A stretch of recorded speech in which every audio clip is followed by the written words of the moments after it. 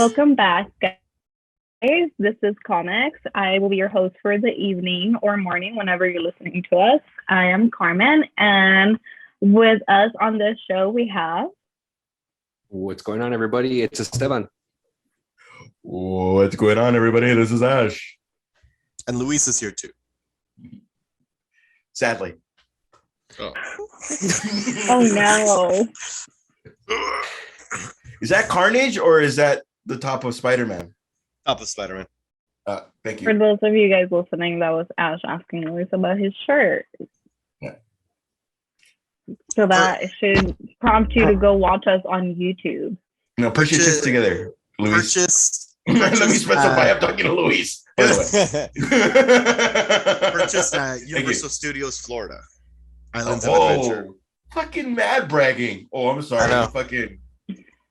Oh, Tom Holland signed this and then gave it to me off his back. My bad, dog. He's like, just in case you wanted the same shirt, you're gonna have to go down to Florida to get it, and they might not even have it anymore. So cool. So for usually, as you guys know, if you are a listener of the show, we like to feature a drink. And it's usually something special that we're drinking, or there is a memory attached to what the drink is that we're featuring. So for the first drink that we're featuring tonight, I will hand it over to Ash. What are you drinking? First of all, I'm drinking the big boy from Jack Daniels from the Royal Rumble. You should be proud of me. It has lasted this long. I have cut down on my drinking and try to go over to melatonin. But in that, I got this $10 Budweiser seltzer situation. Now, the reason it was $10, I thought it was just a good deal, and maybe everybody realized how much it sucked. But it's the holiday version of it, and one of them is eggnog. And Eggnog? I threw up and peed a little at the same time, like That's a little bit. disgusting. And you didn't think, you know how you That's sneeze and pee and disgusting. it stops, but both went at the same time, which was crazy. That is so gross. That was at my I love aunt's that house. you felt But very comfortable to share that with us. It's a Like, this is the Christmas perfect miracle. platform to share that. smelled like Christmas. But this Disgusting. one was cranberry. There's one called Sugar Plums, which I don't know how they got that shit into. Sugar plums. What the hell? None of these were good. It's honestly the reason it was $10.99. I just thought it was one of those, like, Andy's gonna be here, Mariah's gonna be here, Melissa's gonna be here. Like, it'll be, as everybody's drinking beer, as I'm drinking beer, everybody can drink one of these or whatever. And it's not good. It's not good. How did they react to your drink? It was like this. Sorry, Spotify. It was that look, and I was like, "Why? What's wrong with it? What's wrong with it?" And then I got the eggnog one, and it was like the grossest. It won't be around next year, but I'm surprised you're still drinking it. I would have thrown that shit away, man. Well, I needed something for the week, because it's my week. So I would have thrown it away. I wouldn't even care. I've not finished one. Like, the mango one's good. The black cherry is good. No pun intended. But these holiday ones are like, They're rough. everything I do for a chaser. Like, whatever gets me there, filthy. But I can't even enjoy it. It's like when I drink an IPA, like, I'm only using it as a chaser. I don't enjoy it, but it's keeping the party going. Otherwise, it's just a shot. Right. And I can't. You know how you and Andres will have like Great song. a drink where you're like a sipping it? Like, you guys have seen me. I can't do that. I can't. Like, So I need shots and that seems to be working.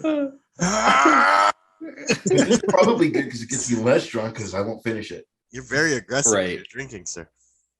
You know what I mean? That's the exact promo they were looking for. It's like a broken condom. Everybody's disappointed. Oh God. And This is brought hopefully, to you by Bud Light Seltzer, the holiday drink.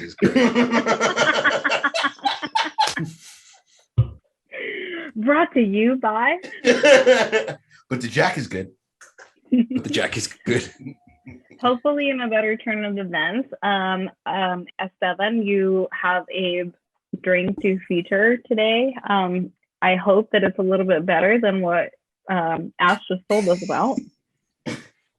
It actually is. It's quite delicious. This is Peak Buster, okay, by Ghostfish. That's my nickname in college. Peak Buster. It's unfortunate. It's a double IPA. It's actually really, really good. And the reason why I am enjoying this one is because some of you may or may not know. It's a little TMI right now, but I got a gluten allergy, so I can't really like have too much like breads and stuff like that. So as you know, the main ingredient in beer is bread, or wheat or yeast and all that stuff. There it is. Thank you. Bread. You get infected by the yeast when you drink it? I don't chew my beer, sir. Well, sir, if you are unaware, if you have a glass of beer, it's like having 7 slices of bread. So enjoy that next time. Yep, enjoy that every time you drink a beer. No, sir. So a beer and a sandwich. I think you know that. Jesus. So this is a gluten-free beer. It's actually really, really good. I'm very, very impressed by it because I have had other gluten-free beers and they are quite disgusting. But the ingredients in this one is water, malted millet, and buckwheat, malted rice, beet sugar, hops, and yeast. So surprisingly, because of it has I guess it's yeah. Okay. That's not what you're allergic to, just the gluten. Well, it's more like the wheat and the hops and stuff like that. It's like takes it into overdrive, especially with the IPAs. So I guess they substituted that with buckwheat. So it's good. That's cool. Is it good? It's really good. It's 8%. So but does it say gluten free or what is it? How does it? Yeah. Did you Google that or? It says on the can that it's gluten free. Oh, where did you find it? Bevmo. Cool. Yeah, it was at Bevmo, and it comes in a pack of 4. So yeah. Cheers. Question. Yes. And it looks delicious. 2 questions. Question number 1. Uh-huh. Does it still taste like beer or does it have a more alcohol taste? It still tastes like beer. But there is a hint of like at the end. A hit at the end. Got it. Like odd, like not a bitters, but it's like you can taste the alcohol at the end of it. Yeah. That's what I was suspecting because of the this is what's good too. Yeah, this is what's good because of the it's like that hops. I would imagine all that shit is what kind of gives it that bitter to like kind of mask it. All right, that's number 1. Number 2. Yeah. You've mentioned to us before that you have a gluten allergy. Now, does that just give you cacas or like does it do something else? Like I get pretty bad like I just get real gassy. You know, not like you don't get like hives and shit. It's just like stomach gets fucked up. You're like your day's done. Yeah, pretty much. Oh, that sucks. Yeah. So it's like, yeah, and well, here's the tragic thing. I am both gluten allergic and lactose intolerant. So it's not fun at all. Pizza's like your double my life. Oh, dude, big time. Yeah. Pizza's like the worst. It's like the worst. I make feel decisions. your pain on the lactose intolerant part. I make a decision. Like if I wanted to have a bowl of cereal, I just make sure that like Dana's gone for that weekend because it's not okay. I will say, I have found an alternative. Try oat milk. That is fucking delicious. Yeah, it's really good. It's like. Did it mean or did he freeze? I froze, probably. Okay. For a second. Well, thank you for that information. I shall try it. I like trying new things, and I think I don't think I've ever had a gluten-free beer. Or maybe I did and I just don't remember. That's probably the most likely scenario. But let's go on with the show. Mr. Luis, do you have any comments from our viewers? We do. 2 comments in particular. So what we do every episode, we try to highlight you guys, any comments that you guys might have for us to read in the following episode. And this is your way to be a part of the show. And this episode is no different. Hello. Speaking of buckwheat. Sorry. Reading last episode for episode 67. We have a comment from Zach Freeman. Woo, Zach. Word Up Comics Podcast. Great episode. Ash, can't thank you enough for including us fans in your games and the show in general. Looks like my girlfriend listened to the show per her comments. Haha. Question for the group. What is the show that you throw on the TV as background while washing dishes, cooking, cleaning, etc.? So that's going to go to the host first. Carmen, what is your go-to show to throw on in the background while you're doing chores or just being around the house if you've got nothing going on? So it used to be The Office and Parks and Rec, but then it got taken off of Netflix. So then it has become a New Girl. I watched it when I was on TV, and so now it's just like my go-to background noise. And then all of a sudden I'll hear Schmidt, which is my favorite character from the show. And like I just stop what I'm doing to listen to his ramblings, and then I'll go back. And also Bishop is my other favorite character from that show. Surprisingly, I can't stand Jess, the main character, but I don't watch the show for her, or I don't watch the show for her. Yeah, I couldn't stand her. I couldn't. Oh, that woman is adorable. She is adorable. I'm not denying that fact. She's just annoying. Her personality to me is annoying. She's very needy, and I can't deal. I'm sorry to break everybody's hearts because I know everybody loves Jess, and it is her show. Don't look at me like that. I don't know you anymore. I mean, this is from a person that just said last show that I like Tom from Succession, and everybody was looking at me like disgusted. So there you go. Yeah. You like Tom? Yeah, I like Tom. I told you that I think he's a good character. Okay. So are all of your opinions invalid now, or how does that work?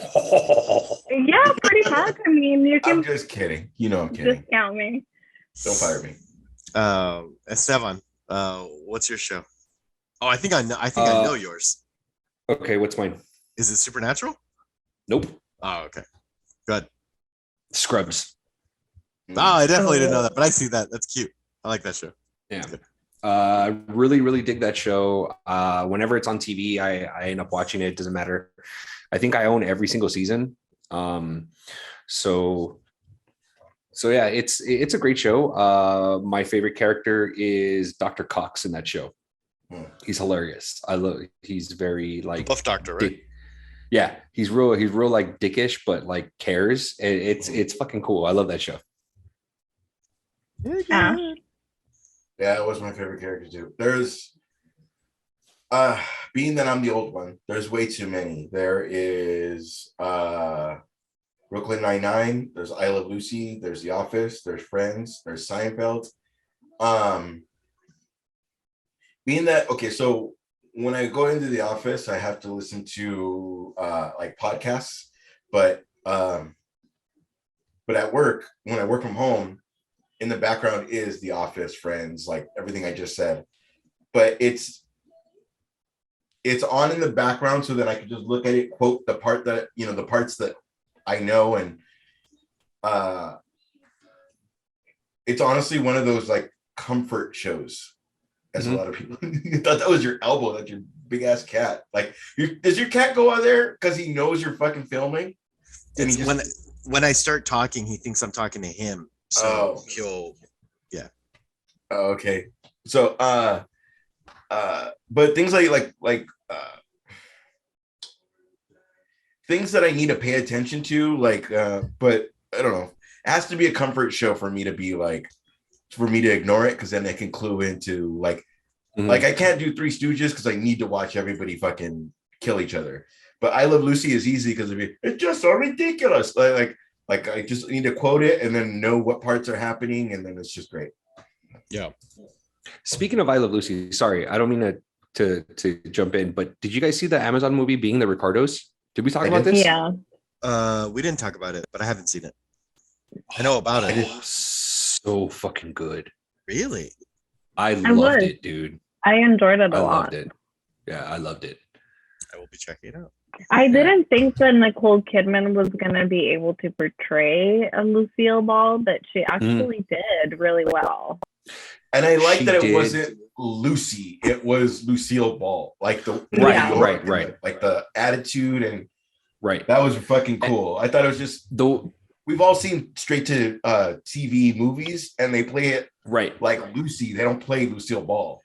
Sorry, right. Sorry, go ahead. And the one thing that I had to kind of like get over to like focus is the prosthetics that they put on Nicole Kidman, because she doesn't have those naturally high cheekbones that Lucille Ball had. So it was really difficult for me to kind of like at first like kind of jump into it, and because I'm just like, those prosthetics, oh my god, those prosthetics, so and then I think they even put prosthetics on her brow, on her brow, to kind of give her like a little bit more of a protruding brow.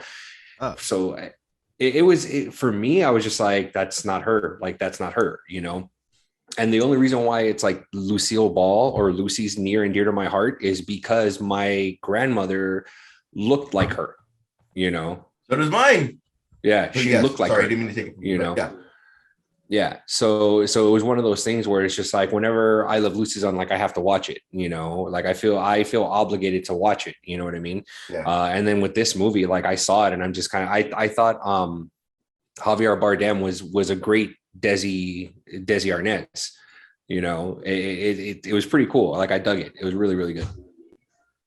It was really cool too, in that, how they always talk about it was the first multi-camera show.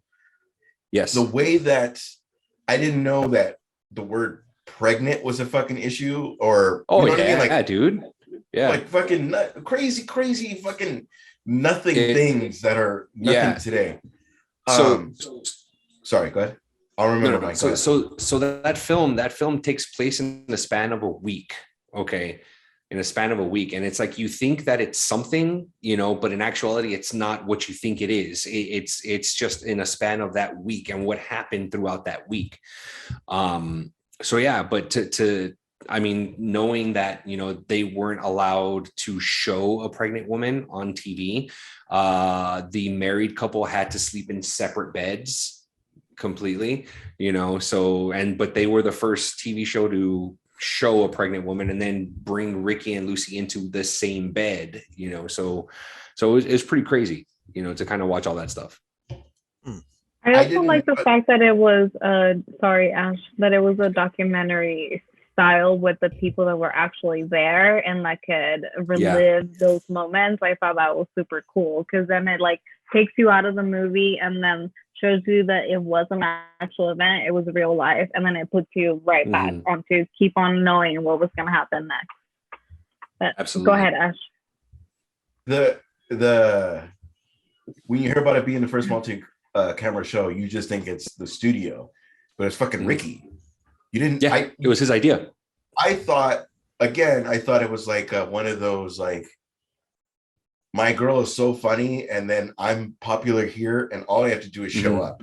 But it's really not that at all. It was fucking him doing all the background, like all the company business shit, and her just and to a way lesser extent. When we do skits, you have to do it the way you see it. Otherwise, like, we'll play it every other way, but you have to do it the way you see it. That way you have that option. Then now we can improv. Now we could do this. Like, It was fun to see somebody that's like that. Because, again, for a way lesser extent, I need to see it the way that I envisioned it once, and then I have it. Let's all fucking play around now. And Luis is very, very much knows what I mean by that. Like just by once, and then now we could play. Yeah. So it was fun to see that, and then it was nothing was a problem. Lucy was like, they won't allow this, and like, it's okay, we're good. Like blah blah blah. Well. And then that fucking they didn't know if it was gonna be on the air, and they didn't know if they were gonna film. And like again, Ricky's just like, everybody chill, everybody whatever. But everybody's like, I don't know if I'm working. Like all of that stuff, and all we see is that show. Like there's no issue, there's no nothing, and like it's so fucking crazy. It was so good to see the background stuff. It really is. It's so Luis, if you get a chance to watch it, it's a really good show, or a really good movie, I should say. It was directed by Aaron Sorkin, so you know you're in for a good time when it's Aaron Sorkin. Yeah, that's why the writing was so good. I mean, Amazon probably gets the least amount of love of all my streaming shit, so I need to jump in there and do that. The part where they're all acting and then she's just in her head and she's not saying her lines because she's thinking that about part's it. Like, dope. Yeah. Okay. Yeah, it's better if you sat there and like, dude, we just want to run lines. No, it's better if you sat there and then she's thinking of the jokes within the lines as opposed to what's written for her. Yeah. That's what's fucking brilliant. And I think seeing that and going back to what you were saying, Ash, about when we film skits and stuff like that, like at first when we were filming skits with you, or when I was filming skits with you, like you would explain it. I'm like, I don't, okay, I understand what you're saying, but I don't see it. Mentally, I don't see it. Seeing that movie, I'm just like, holy shit, that's what he's talking about. Like that's like, I know now 100% exactly what he's talking about. Yeah. You know? Why do I have to do that? Just, you have to, the person that puts it all together sees how it's all going to work. It's like being the Vince McMahon. Like, I don't know, why do I have to lose? Because next week you're going to win. You know what I mean? Like it's the part of the story. I was also really happy that they were able to portray her in a strong woman kind of portrayal where she spoke up for Desi. She spoke up for herself and she's like, no, this is what needs to happen. And like, I don't care if you guys don't like it. Like, this is the vision, and this is, I know best, and this is what's going to happen.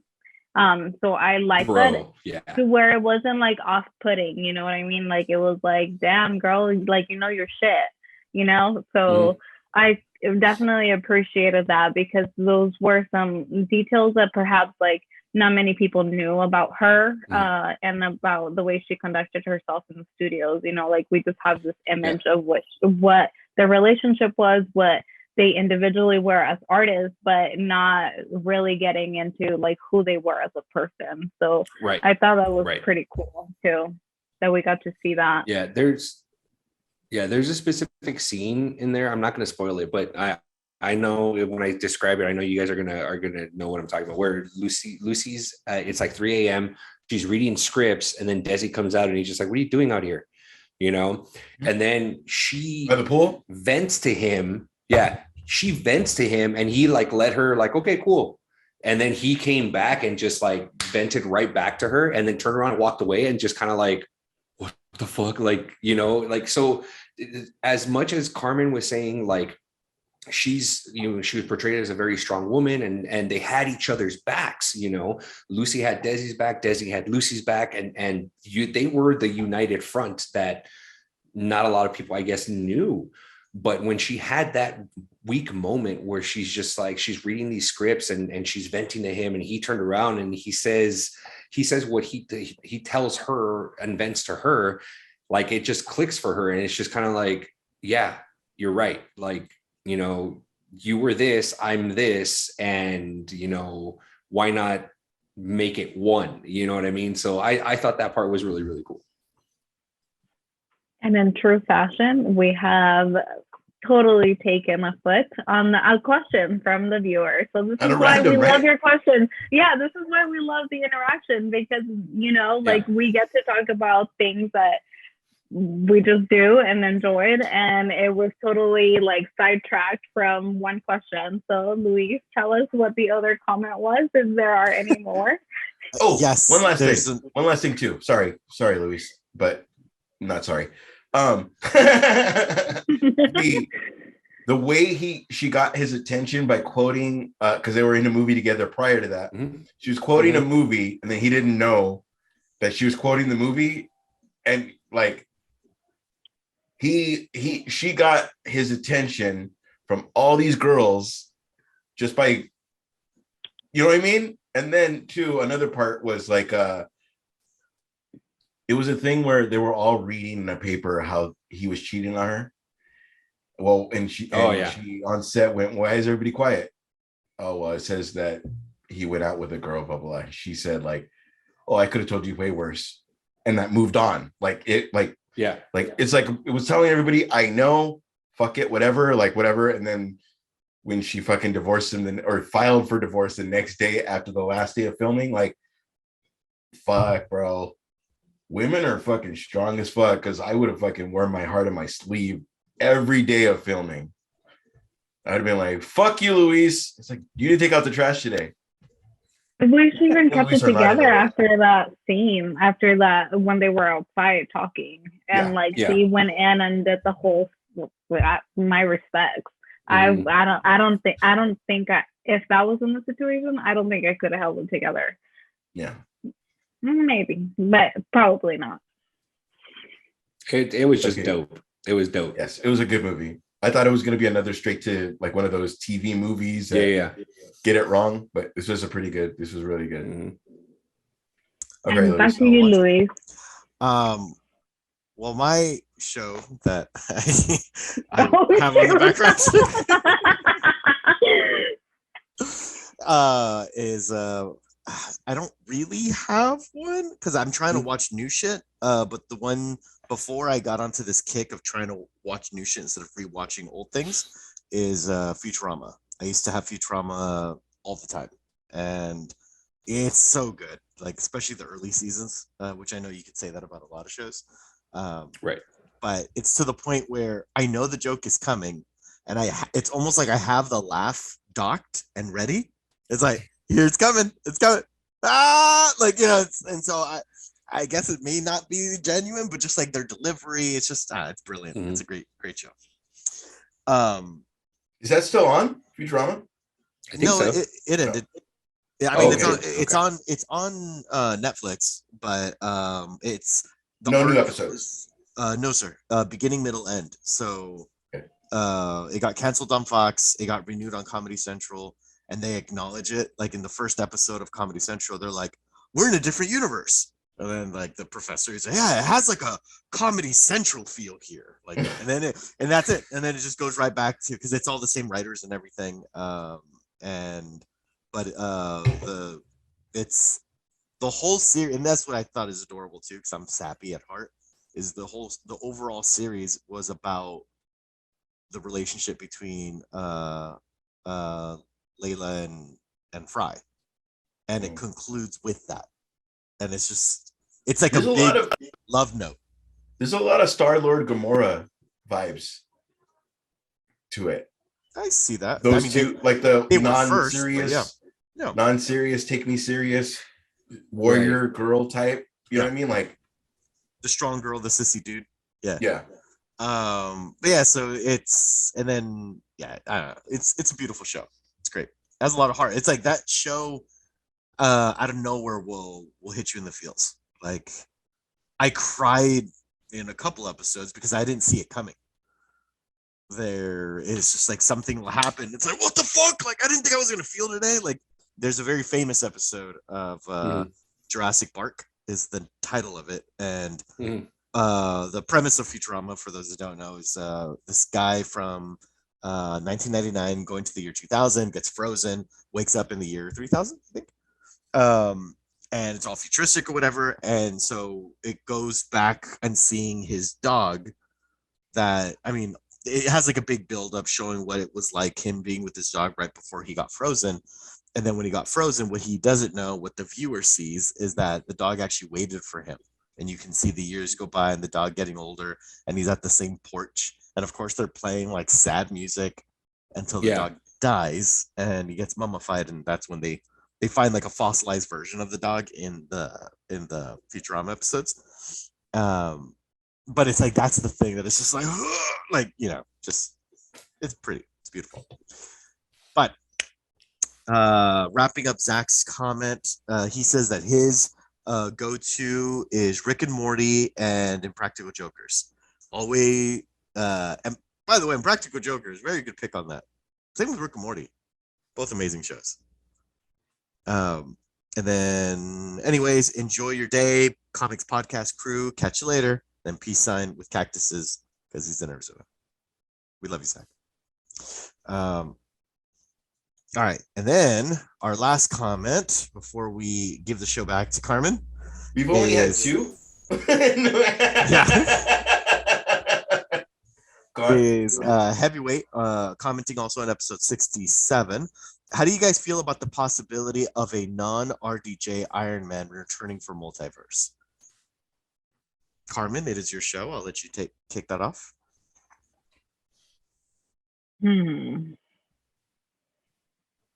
I think I'll be okay with it as long as we're not like, it's not like a reboot, you know, like, oh, forget about this history with Iron Man, you know, and like we're trying to do the whole thing, which I know Marvel would probably not do. I would not be opposed to them reintroducing a character as Iron Man after RDJ. It's fine with me. I know their comics. What is the girl's name? Ironheart. So I figured that that's where they would be heading off to next if they were to introduce a character like that. So I'm all for that. How about you, S7? I know Iron Man is one of your favorites. Yeah. Yeah, I've been reading some things about, a possible cameo of another Iron Man, and they're saying that it's probably going to be Tom Cruise because he was speculated to play Tony Stark before Robert Downey Jr. was casted in the role. So yeah, I mean, I'm all for it. I mean, it's a multiverse, once we started tapping into the multiverse, anything's possible. I'm open to pretty much anything that, that I see in the multiverse, because if what they're saying is true and these rumored cameos take place, the John Krasinski as Mr. Fantastic, it's supposed to be a variant, and it's not supposed to be the actual Mr. Fantastic that we're supposed to get in the MCU. So, I mean, just to see him as Mr. Fantastic for a brief moment would be kind of cool, just to know that it's out there. But I mean, who knows? I'm excited for it. I'm down to see, because apparently this Tony Stark's supposed to be like true to the comic books. When the comic books first, when the character was first introduced, extremely narcissistic, like even more so than what RDJ was, self-centered, only out for himself type thing, that type, where obviously the story arc that we got, RDJ was completely different. Like he was that, then he changed his ways and stuff. So yeah, so I'm all for it. How about you, Luis? I'm good with it. Kind of like with what you said, Carmen, is they're not rebooting it. They're just kind of showing something of like a different universe. Like, yeah, I'm in. Yeah, I'm in. Ash? I don't like it being Tom Cruise because you fucking passed on it and now it's a fucking thing and now you want to be a part of it. Like, you're already part of, like, a mad respect. That guy's built franchises, but don't add on to shit. I would rather see the relationship between Jarvis and Tony Stark was, but sir, you're going to run out of power. Fuck it, Jarvis. I'm going to, you know what I mean? Like, and then Jarvis figures out a way. Like, what if Ironheart was Jarvis and Tony Stark, you know what I mean? Like, what? No, sorry, I'm saying it wrong. What if the roles were reversed and the Jarvis was Tony Stark, which he can, he doesn't need to be in the suit. He doesn't need to whatever. It could be however old he is. You know what I mean? Like, he could just lend the voice to Jarvis.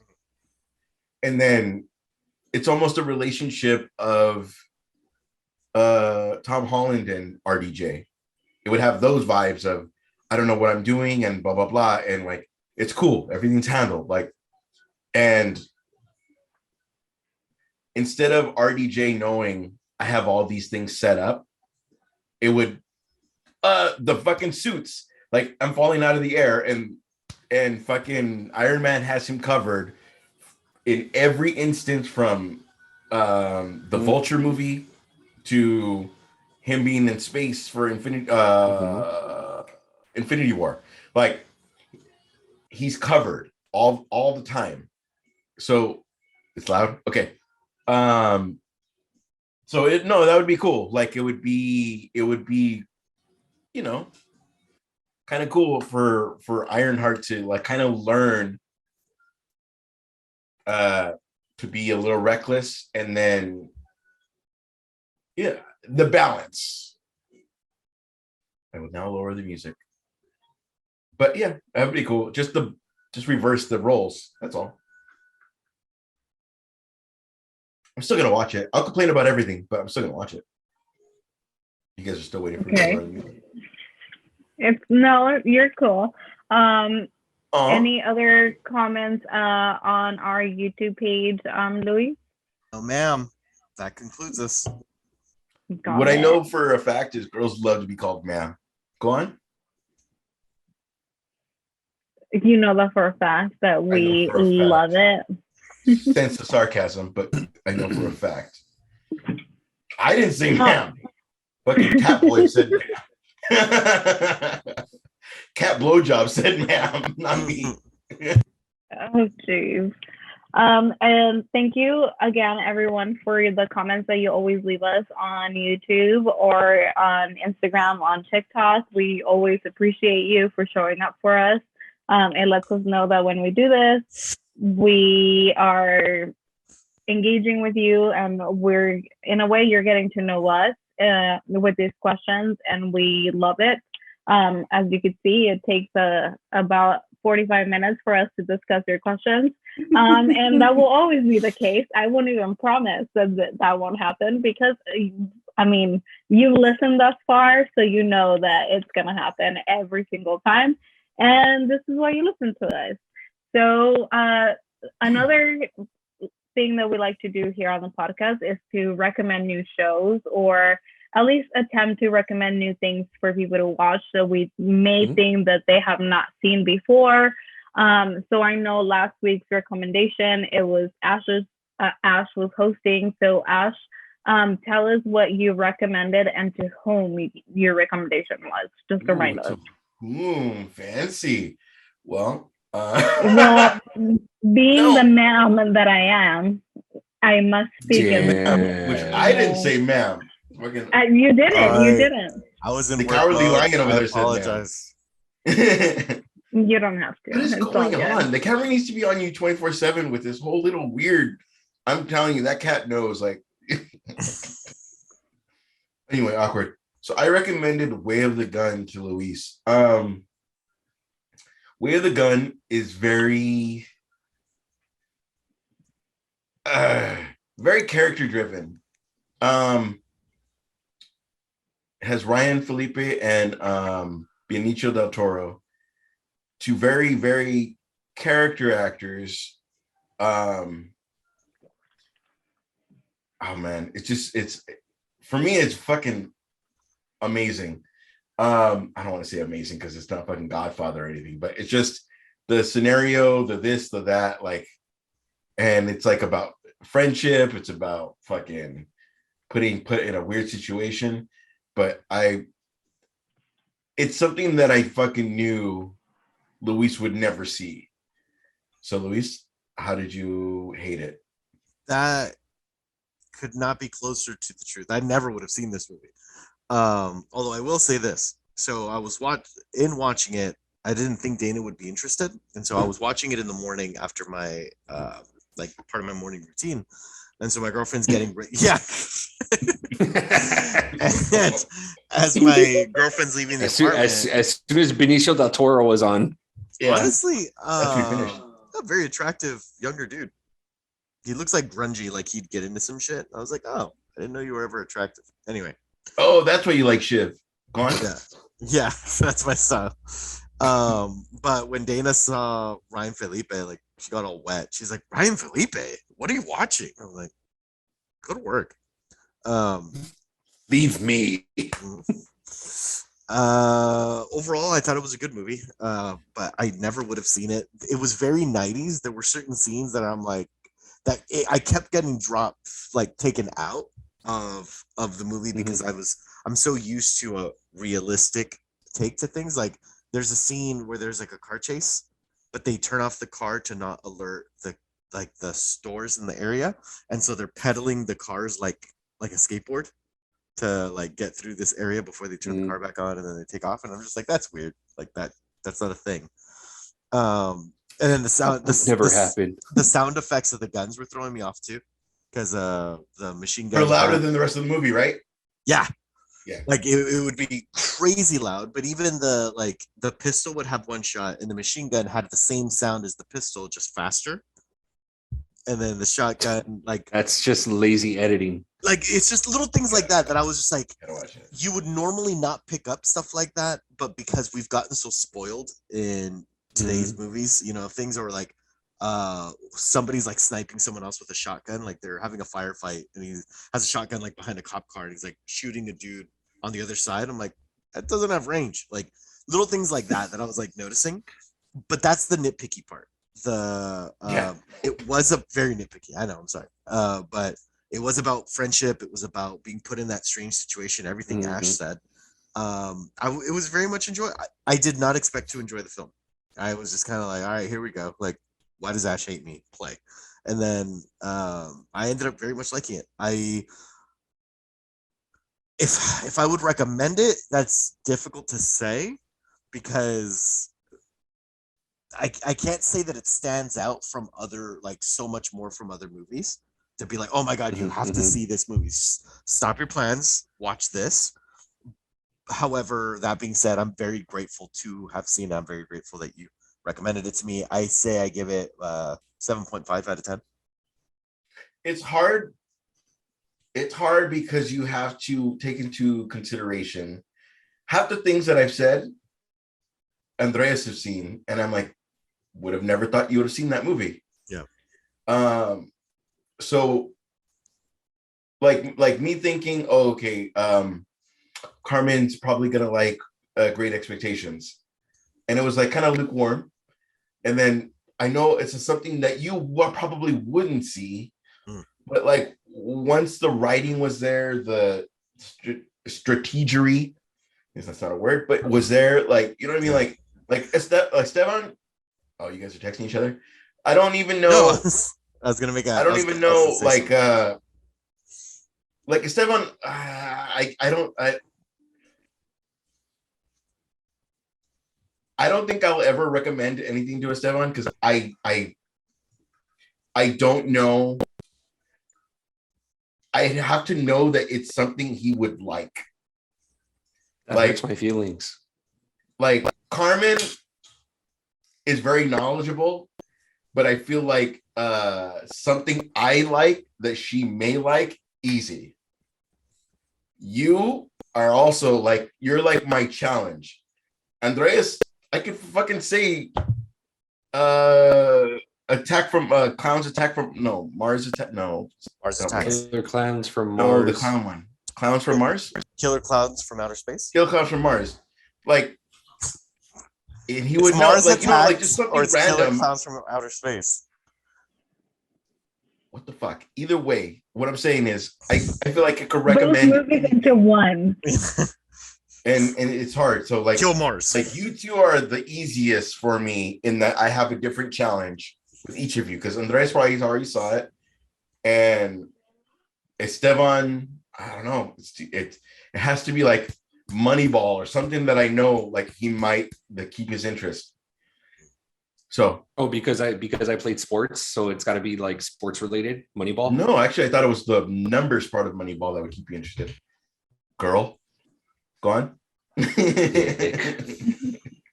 it was good. Thank you. Very intense dialogue, and that's the. I haven't seen Way of the Gun. You would have liked it. Back to you, Carmen. You already shat on it with the whole fucking the machine gun sound like a pistol. You already shat on it. Like, how can I tell you this? I didn't say that. No, I didn't say that. You and your I didn't say that. professional hair. I didn't say that. That was me. I didn't say shit, dude. He was listening. The fuck? And showcasing how much Ash listens to what we're actually saying instead of just reacting. I don't know shit. I love it. But also, we had a pending recommendation from the week prior to Ash's show, which was Luis recommending a show to Andres. And remind us, Luis, what show that was movie. It was a show called Righteous Gemstones on HBO Max, and it is a parody off of like the televangelists. John Goodman plays a Joel Osteen type person. He's like super rich, private jets and all, and his family, his 2 sons, are working with him as televangelists, and it's Danny McBride directed and written, so it's great. Got it. And for the viewers or listeners, as you have noticed, the I was going to introduce Andres as something, but nothing could come to mind. So he is not with us on this episode, but he did tell us what he thought of the Luis's recommendation. So his comment was that for him, it was a hilarious show from Danny McBride and company, which he really loved. John Goodman's portrayal of the family patriarch and Eddie Patterson as the overlooked sister. It was a lot over the top and cringy, which it was in a good way portrayed. He liked that. And he will definitely finish it, and he definitely recommends it. His final thoughts on the show were an 8 out of 10, which is above a 7.5. Well, that I got for my recommendation. Look like Carmen's the only safe bet, except for Great Expectations. But you know what? That's the good thing about these recommendations, because it's like you were saying, Ash, earlier, that we kind of like, as we see, we all do this thing where like we try to figure out what the person is going to enjoy. And then like we pick that person strategically because like we think a certain way of them. And then like hearing their thoughts on the show, which sometimes work out, sometimes it doesn't. It's kind of cool just to like, we're getting to know each other on a different level, and even like what we like and what we enjoy and what we don't enjoy. So that's pretty cool. I know when Succession got recommended to somebody and they got all into it, I was like this to myself, like, whatever, bro. The only one that I know is the guy from Long Kiss Goodnight, which is the dad. And I was kind of like, whatever, it's just another HBO show, like, cool, whatever. And I see the first episode, like, okay. Second episode, like, you motherfuckers, I'm fucking so in. It's so in, like, I'm just in for life. And I was just like, I hate you. I know I hate you. You're cool. Like, I'm already judging people by episode 2. And then I was stuck. And now I just yell at sneak peek on it was my recommendation, Succession, and I recommended it to a 7, if I recall correctly. And the reason why I had picked that show for a 7 was because we had a conversation once on the fact that we both enjoy playing Monopoly, and the people that that play with us don't really enjoy us playing Monopoly with them. And so because of the way Succession is about, this big conglomerate of companies, I was like, I know that for sure like a 7 will enjoy this show just because of the family dynamic and like what the substance of the show. You guys play Monopoly online? No. Every Friday we like just meet up and play Monopoly online. Why are you but you're not invited. Why are you telling him? Well, he was bound to know. I'm all into it like the first round, and then as soon as it's like do not pass go, I'm out. That was ours. I'm the guy that watches. And that was ours. You know that? That was ours. And now everybody knows. I'm sorry. Pass your cards. This isn't poker. All right. All in. You can have Boardwalk next time, okay? Just for if I get Boardwalk, I'm keeping that shit. Connor with that, the one thing I have. Well, yeah, I mean, it even goes to show like when I picked Lights Out for Luis, you know, like because I know Luis did fight. Luis was into Muay Thai. That's what he did. That's what he trained for. You know, obviously it's like Muay Thai and boxing. You know, some similarities. But just for him to watch it, you know, I thought that was something that would be up his alley, you know. So, and I know he finished it. He texted me right after he finished it. I was gonna say update on that. That was the only recommendation of a show that I binged within a week after it was recommended. God damn it, dude! I'm trying to talk. Because I finished Succession, but that doesn't count because I got wind of it when Carmen recommended it. Wind of it. That's another I Love Lucy thing. And then I killed it after I didn't watch the first episode until like a month later when I heard one of my good buddies was into it. So then I checked it out. I'm like, oh shit, it's pretty good. Mm-hmm. But Lights Out, fucking amazing. But I'm also bummed out that there's no season 2. Right? Yeah. Go ahead, Ash. The Succession, it puts you in a mood, right? Like I could binge it, but like Monday, Tuesday, Wednesday, and then like Thursday, I need to break from being in that world. Yeah, it's a you know what I mean? Like it's not a binging show; it's a slow burn show for sure. Yeah. It's very intense as far as the emotions from the characters and like absolutely. The feeling. Yeah, like I'm all into it, and we're getting to where we're getting to, and it's almost like. What's the answer? They get to the answer, and it's like, oh, cool. Even though it starts a whole other storyline, it's like I got the answer to the last 3 episodes. I'm cool. It's now 3:00 in the morning. I wake up at 6 for work. You know what I mean? Like it's just good. It's just good, and then it's sprinkled with Succession, and then I'm gonna finish by next week, and then I will talk about something else you guys recommended. Lights Out. And so finishing the recommendations of shows, it is obviously my turn to recommend something. And my recommendation was going to be geared towards Andres because out of everyone on the podcast, he is the only one that I had not recommended something to watch. So I am recommending the movie Tusk. Hopefully he hasn't seen it. Have you seen it, Louis? Yeah, I think Sevan saw it too. I saw it in theaters. I saw it in theaters too. Really? I saw it in theaters. Yeah. Yeah, Kevin Smith. I saw it in theaters. I took my wife, then girlfriend to go see it. You know, we were just dating when I took her to go see it. And we got out of the movie theater. She's like, "You are never picking the fucking movie again." I think that was the year that I met your wife when I started working at the same company, because I remember it was like she was 2013, I think. Probably because I remember seeing her in the break room, and it was before I had met you, and she's like, I saw this weird movie from Kevin Smith, and I was like, Tusk, and she's like, oh God, you too? Yeah, because I had seen it opening weekend also.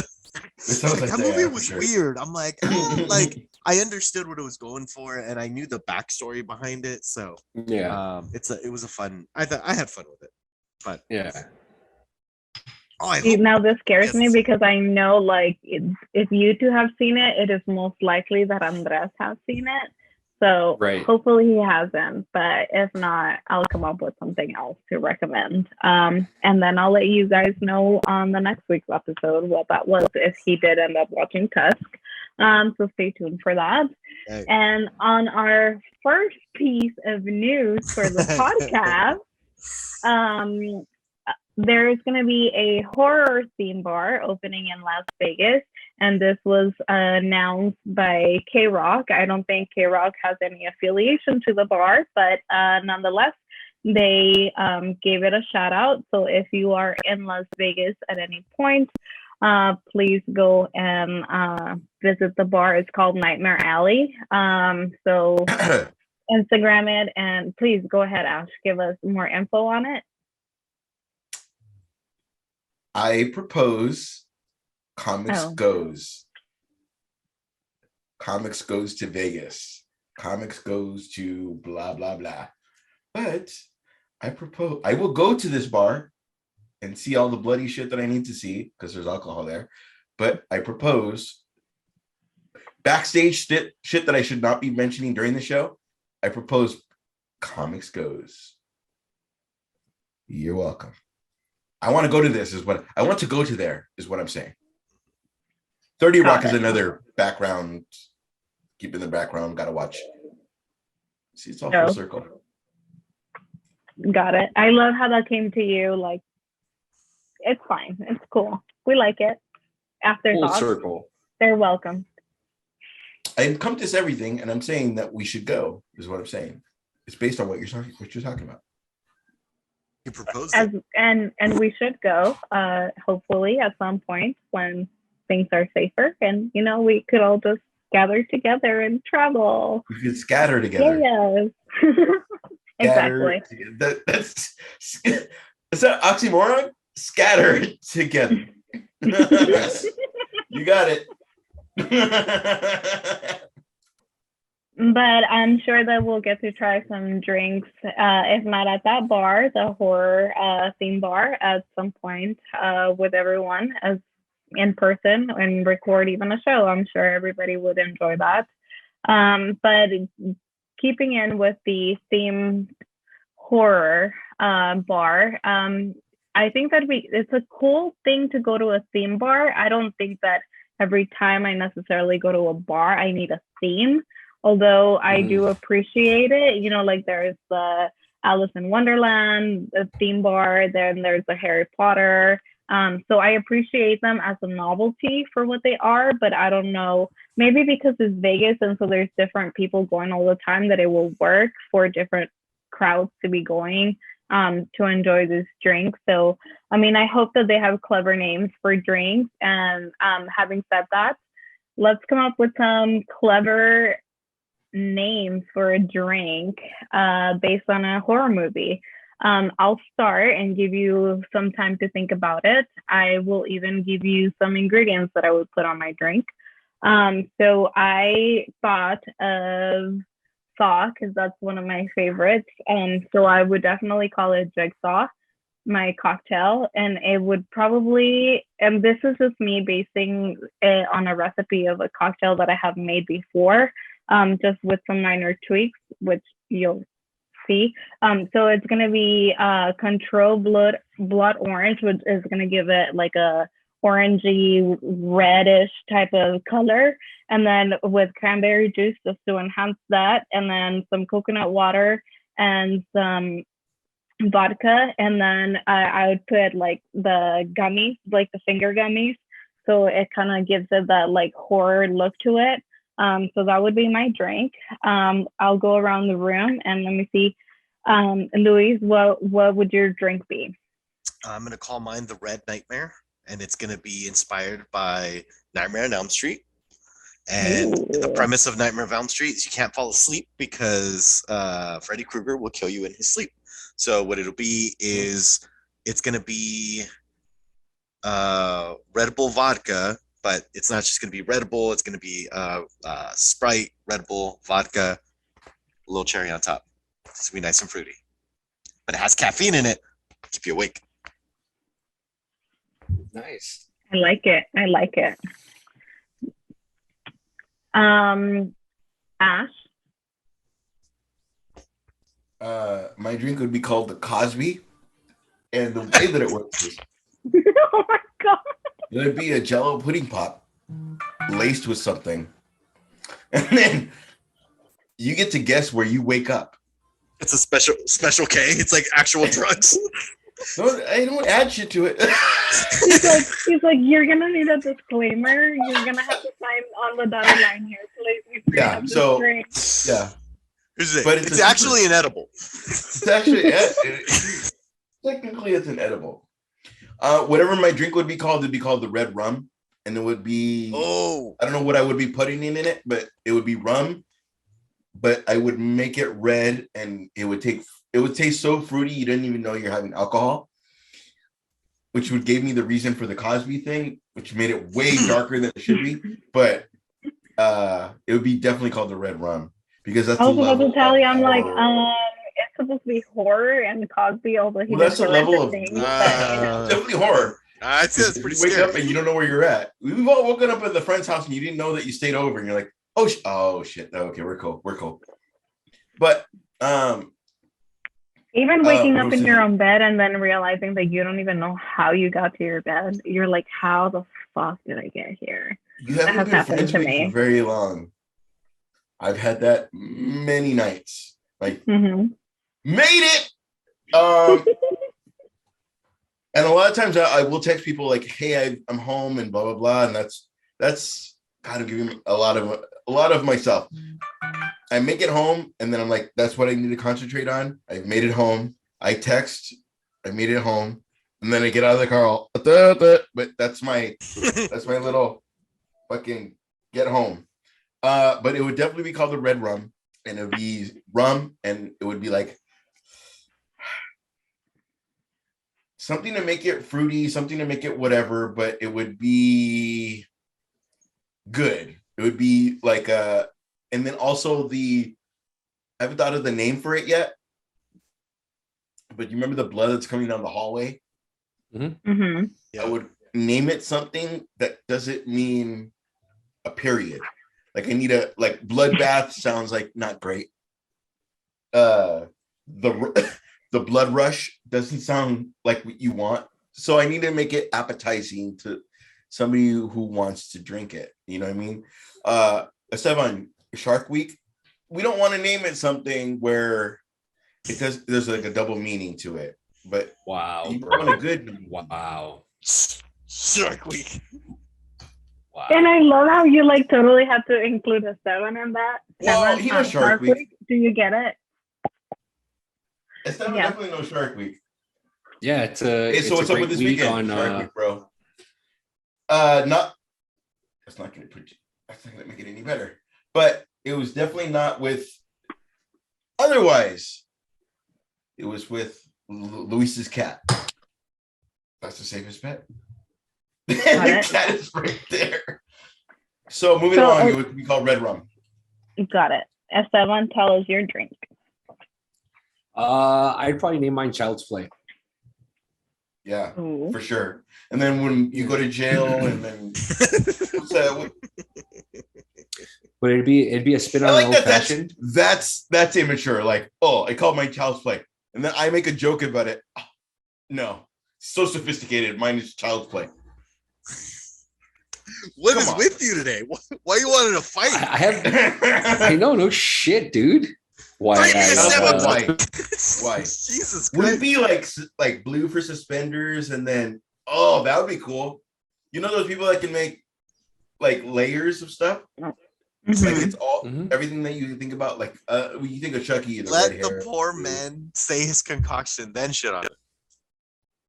No, I'm thinking about those people that are very creative. This cat hates everything about life. Okay, like I had a drink called the Batman, and they put yellow at the bottom. Hold on, Esteban. Let's listen about the Batman first before you finish your thought. Damn. Oh, we're done. Okay, I'm so sorry, Esteban. Hey, my friend Zangief and your fucking pointed eyebrows. Fuck you. I'm trying to talk to Esteban as a friend. My friend has been drinking. I apologize, Esteban. Please don't. Please.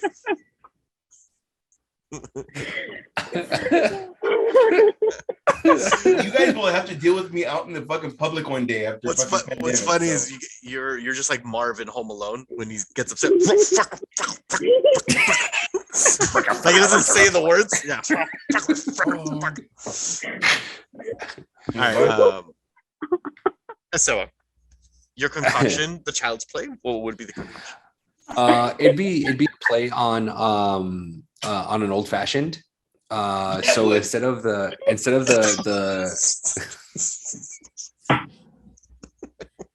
and then we're all watching To Catch a Predator as we're making it. You flee the scene, you get tackled in the front line. You're fucked up. Watching the episode of Full House. Go on.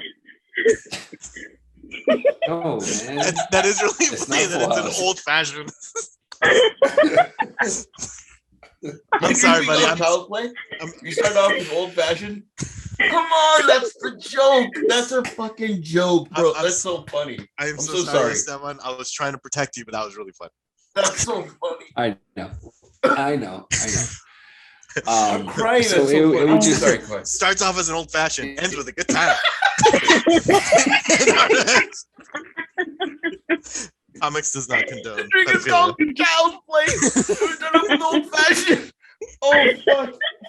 You put on a pair of old overalls and then you go outside. What?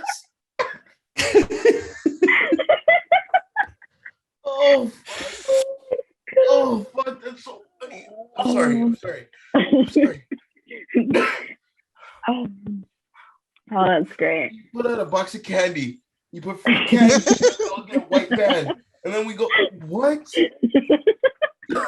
I'm sorry. You're the one that's saying all this shit, dude, not me. Oh my god. My head just went to. Oh my god, that's so funny. I know.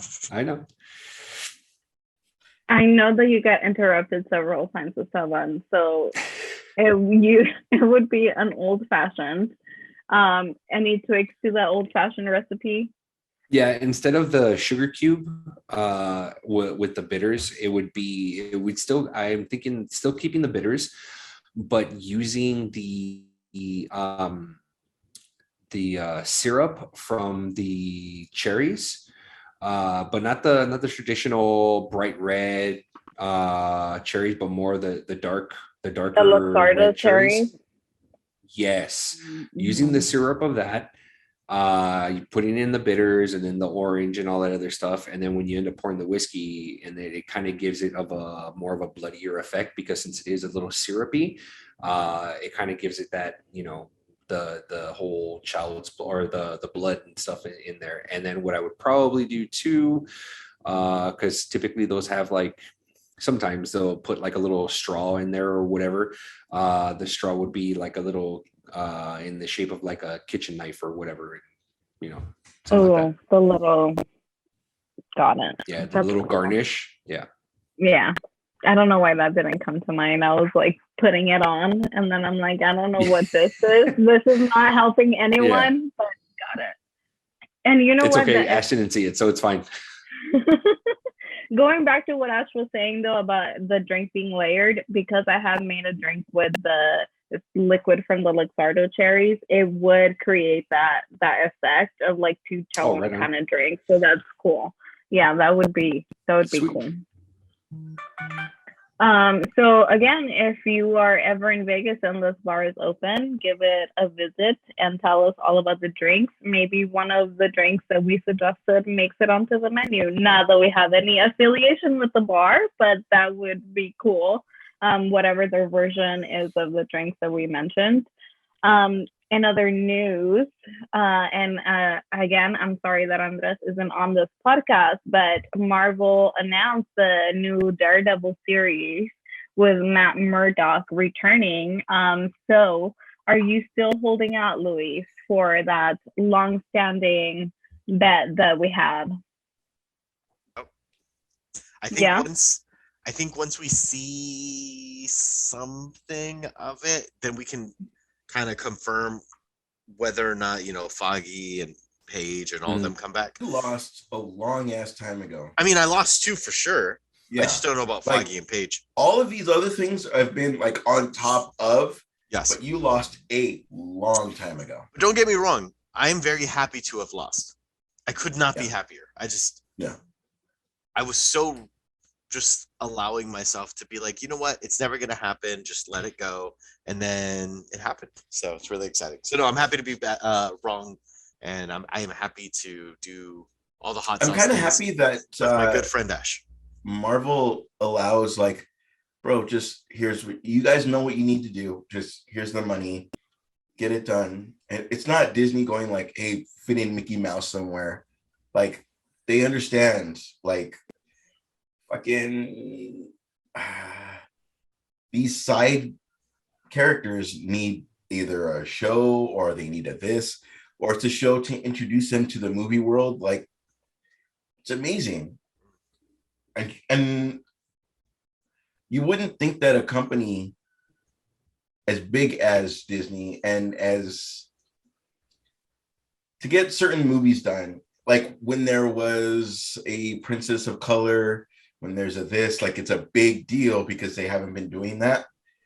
It's amazing that that same company is so open to making things that they're taking chances on.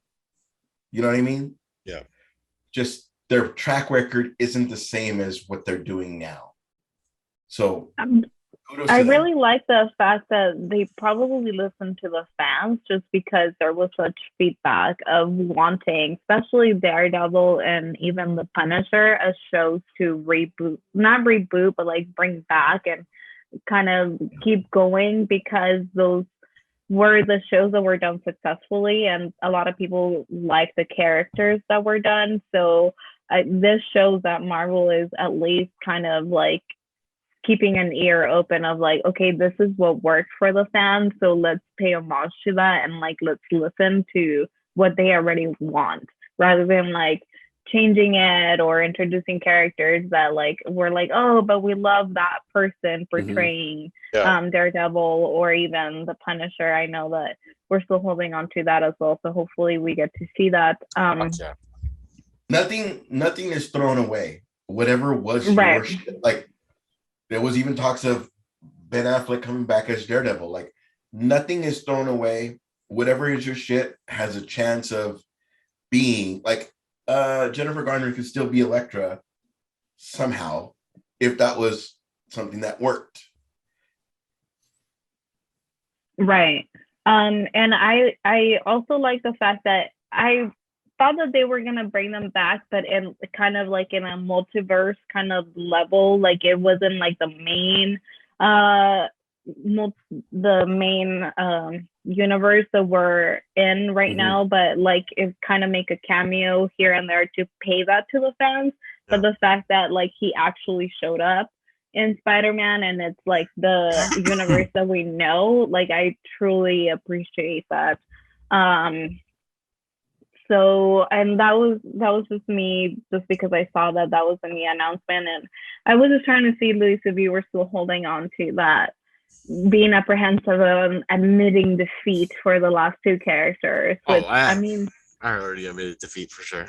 Dude, Kingpin showed up. Like he really needs to see Foggy, and like you're in pain. Like, so that's what really calls it.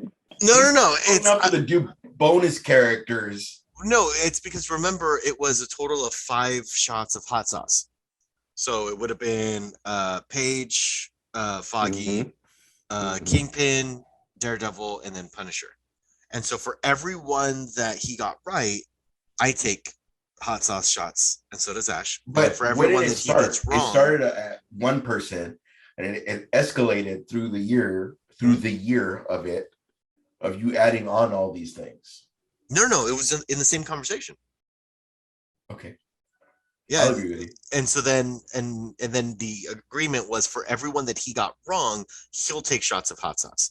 That's the only reason why we're waiting, because I'm waiting to kind of see a solidified thing, and then we can do it simultaneously. So I'm not going to say that he's wrong that there's no Foggy and Paige because it hasn't been mentioned or rumored, because we genuinely don't know. Now that we know he's getting his actual show, it is very possible we'll see these people returning because they were amazing in the Netflix show. So I let the record show, I will be so happy to be wrong and be like, give me all the hot sauces. Come on, Ash. We got diarrhea to make. And it was so great too, because like, it was together. Like are you guys going to be holding each other's hands when you guys make it? It'll help. We're gonna get one of those toilets that are facing each other, so that way we can hold hands. Oh, we can do the fucking Predator. Predator, yeah. It takes a whole new meaning to comics goes. Yeah, comics goes gaga. Twice since that's been mentioned. That's like my caca just sounds like what it is. It's an uncomfortable word, yeah. I get it. It's very uncomfortable. It's fun to say. What was I gonna say? Anyway, the like accepting your best friend is still alive. Is somebody else is telling you your best friend is still alive. Like that was so great. Like Paige, that was their their link was telling you that your best friend's still alive, which is like, so that was so cool. Anyway, go ahead. Oh, thank you. Thank you for handing me back my show. Love that. You know what I like though? Because you didn't have the show for like a half hour, and then I'm the one who's like, hi. And I'm the asshole. Got it. No, it's cool. You have a lot to say today, Ash. I like it. Only on your shows. Right. But on to the next bit of news, which is some preliminary Batman reviews. And so I'll read the one that was shared in our thread. It was said that it received a compliment as calling it as a complex film, and it's comparing it to Zodiac, Chinatown, The Usual Suspects, or Silence of the Lambs. It is controversial, and people will discuss it endlessly. I know that we talked about it a little bit last week already, but hearing more on people that have already seen the movie and the reviews, does it entice you to see it more? I mean, I know that we are all gonna watch it and what our expectations are of the movie. Now, seeing all these people giving it these reviews of saying, and you're gonna talk about it endlessly, it's controversial. Like, are we looking forward to those comments and seeing them realized, or what are your thoughts on it, Ash? I'm going to see it as a Christopher Nolan thing where it's going to be 3 and done. Even if it's 8 and done, I'm not going to see it as Justice League or anything like that. I think those movies have set a precedent for myself in that it doesn't need to be. As much as I wanted to see Brandon Roth versus Christian Bale, which it was at that time, it doesn't need to be that. It just needs to be I told my story, I'm out, and not which Christian Bale did, and whatever. It reminds me of even Michael Keaton, and then Michael Keaton, I'm down for a third. Tim Burton's not going to do it, then I'm out. We all saw what the fuck happened.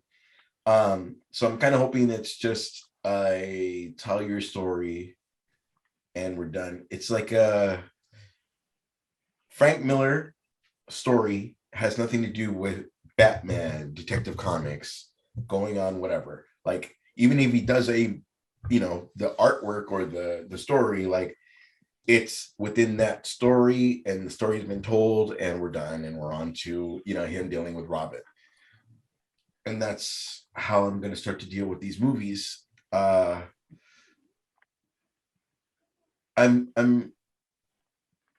not judging it by the person that's playing Batman, because it really, they have a lot of great actors. If the 80s taught me one thing, is it's based around a person, but everybody around him acts better. But Robert Pattinson is an excellent actor, so it's going to be amazing. It's going to be really good, and they're going to tell a story. They found a way to make the Riddler fucking psychotic and not in a hat. And even if he does become in a hat, he started out in a fucking psychotic place. I don't know. It's gonna be really good.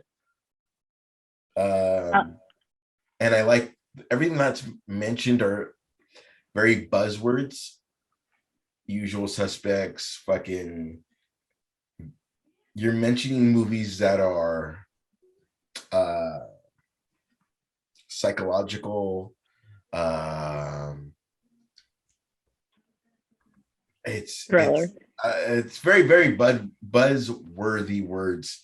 So I'm kind of like, I'm still gonna watch it. It's gonna be great. It's gonna be whatever. I'm iffy about the suit, but it's the year one suit, so fuck, who knows what we'd come out with year one, and but I'm really interested in the Jim Gordon when he said let him through, and it's Batman walking through.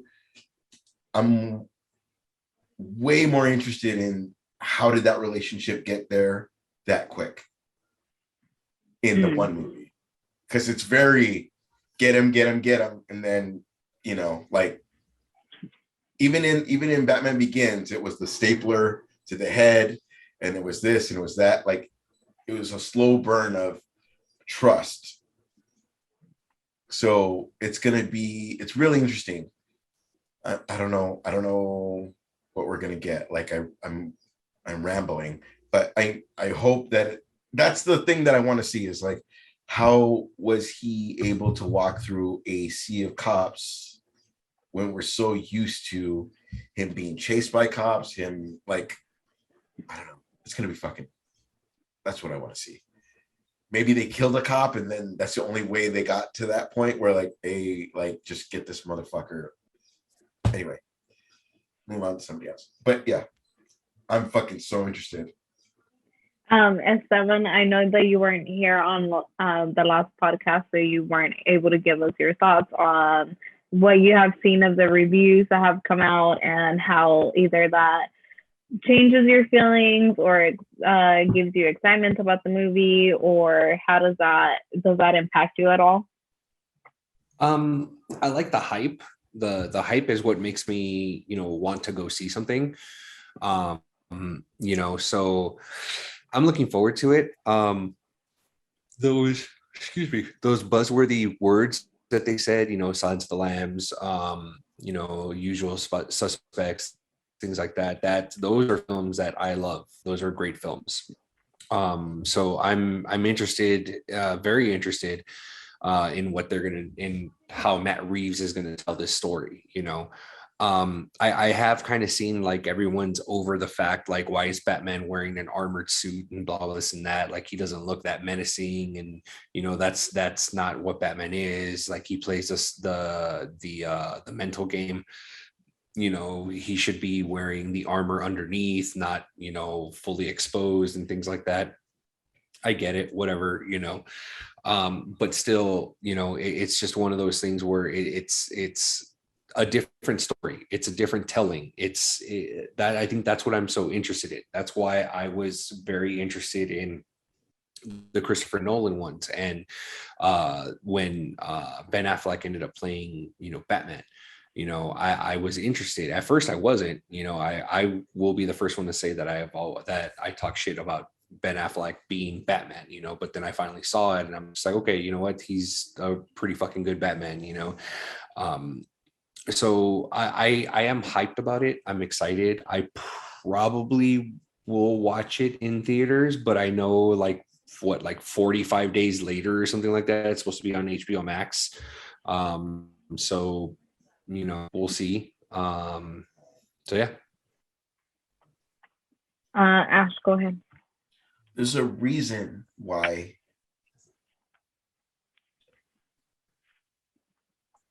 the general public can say Batman can take out Superman.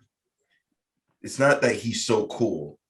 I'm hoping that Robert Pattinson and Matt Reeves create a Batman that is the Batman that can take out everyone. Like, I just met you, I just need to know how to take you out. Like the Batman that took out Green Lantern and Wonder Woman and like everybody, that Batman, that I trust you this much, Batman.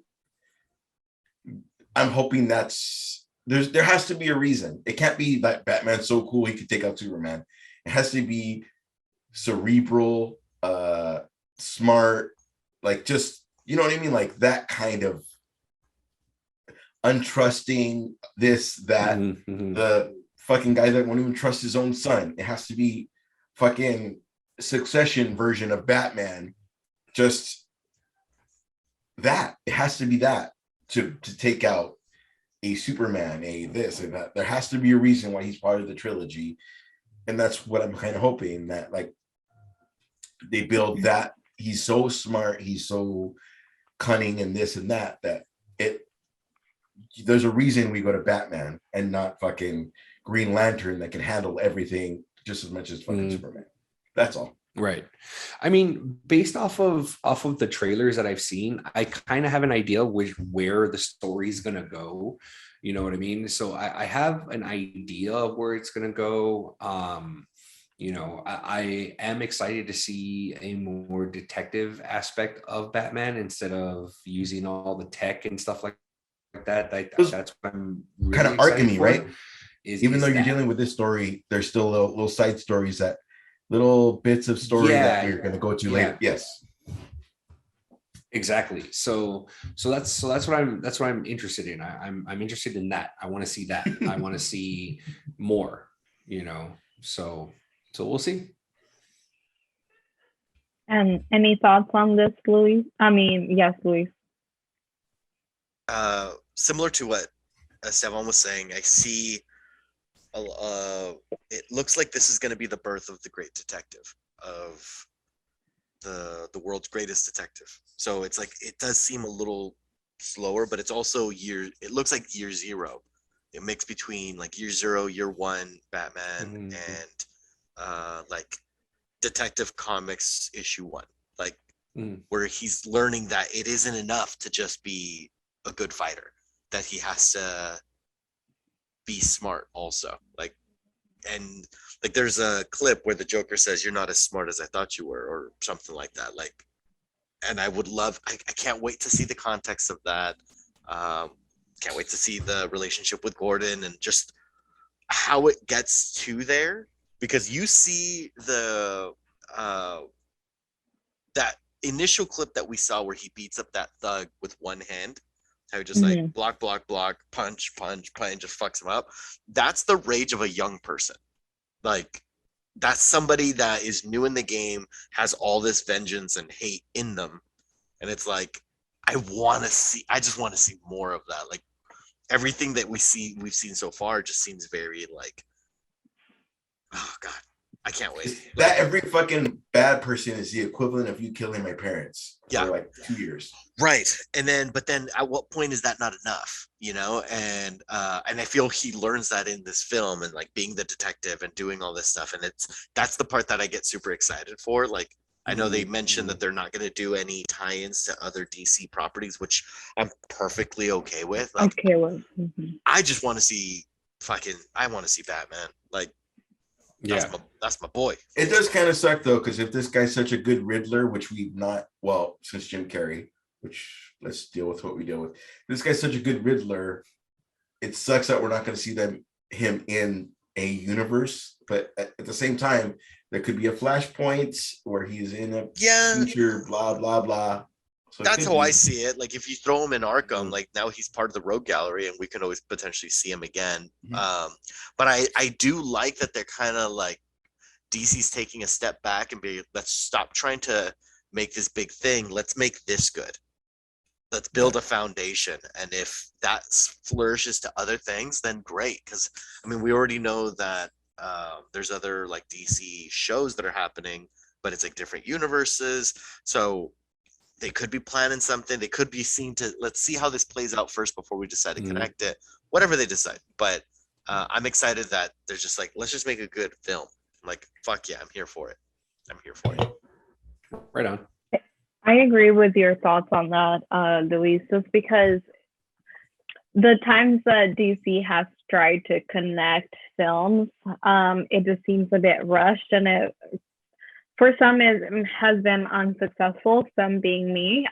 But, you know, having this stand alone, and perhaps at some point later on when it does grow, we can connect it to other things. If it works out to be that way, that'd be cool. But also if it doesn't and it's just its own thing, that would be okay, as you said, just because we know that it's kind of like being taken care of so that it's like successful in what it's trying to do. You know, the year zero, or like representing the anger of a young Batman. And I mean, I can relate in a sense of like when you're young, right? And like you don't really think about the consequences of like the things that you're doing, and especially like if you're carrying so much anger as Batman does, not understanding that him being a vigilante or like wanting to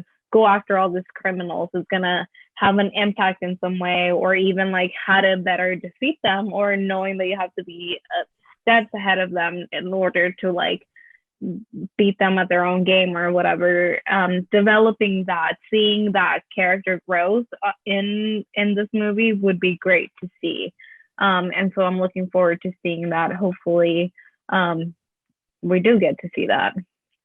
But in other news, besides Batman news, was that Sony has agreed to acquire Bungie.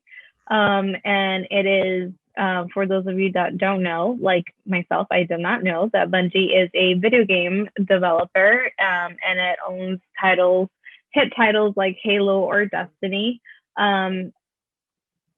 Please, Louise, give us some thoughts on how you feel about this deal happening. It is worth 3.6 billion, so that's not, just some chump change happening. So it's definitely a big deal. How do you think that this deal is going to impact either the games that are already established or just the relationship between both? Honestly, so Microsoft is the owner of Xbox. Microsoft bought two video game companies relatively recently. Bethesda being one of them, which is a really big company, and Activision Blizzard being another, which is another very big company. This shook the video game world that Microsoft bought both of these. Now, that being said, this past week, Sony announced that they're buying Bungie, which Bungie is responsible for one of the best sellers on Xbox. To me, this seemed personal. This seemed like an attack on Xbox. So Xbox bought these really popular game companies, and it's like, okay, so not that it's still their bread and butter. Bungie ended up selling the rights of Halo. They sold the rights, so now it's an Xbox Studios game, but the creators of it was Bungie. And then they created Destiny afterwards. And so the idea that PlayStation bought it, meaning Bungie's going to have exclusives on PlayStation, which was what put Xbox on the map. The original Xbox was launched with the original Halo, which was such a huge hit, and that's what put it on the map and everything. So it just felt like, oh, we can do this too. Like, that's what it felt like to me. What's it going to mean? It's hard to say. I mean, right now, both game companies are saying, even though we're buying the rights to these games or these game companies, we're still going to release on multi-platform. But sometimes it's something like a timed release. Like they'll release the same game on both platforms, but Xbox gets it 6 months early and then PlayStation gets it, or they both have the same game, but if you want these special characters, you can only do that on this game or this one. Like right now, Mortal Kombat. Yeah. Like right now, PlayStation is the only console that has Spider-Man games. So Spider-Man, because it's owned by Sony, is exclusively on PlayStation. Same with if you were to buy the Avengers game, Spider-Man is only playable on the PlayStation version. And so there's like little things like that I feel like we're just going to see more of. And so it's Mortal Kombat, you can get like Freddy's on one and Jason's on the other, right? No, that's all DLC. What you're thinking about is one that's only you're thinking about Soul Calibur, yeah. Spawn was on Xbox. The GameCube had Link, and then Heihachi was on the PlayStation version.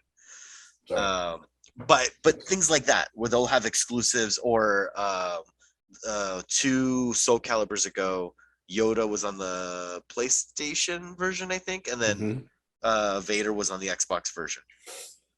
But like, if you wanted to play with both, you couldn't, which sucks. Like, so it's like little stuff like that I think ultimately it's just the gamers, the consumers, that are going to end up suffering for it, because we're going to want this stuff, and it's like, oh, but this one has this content, this one has this content. What do I?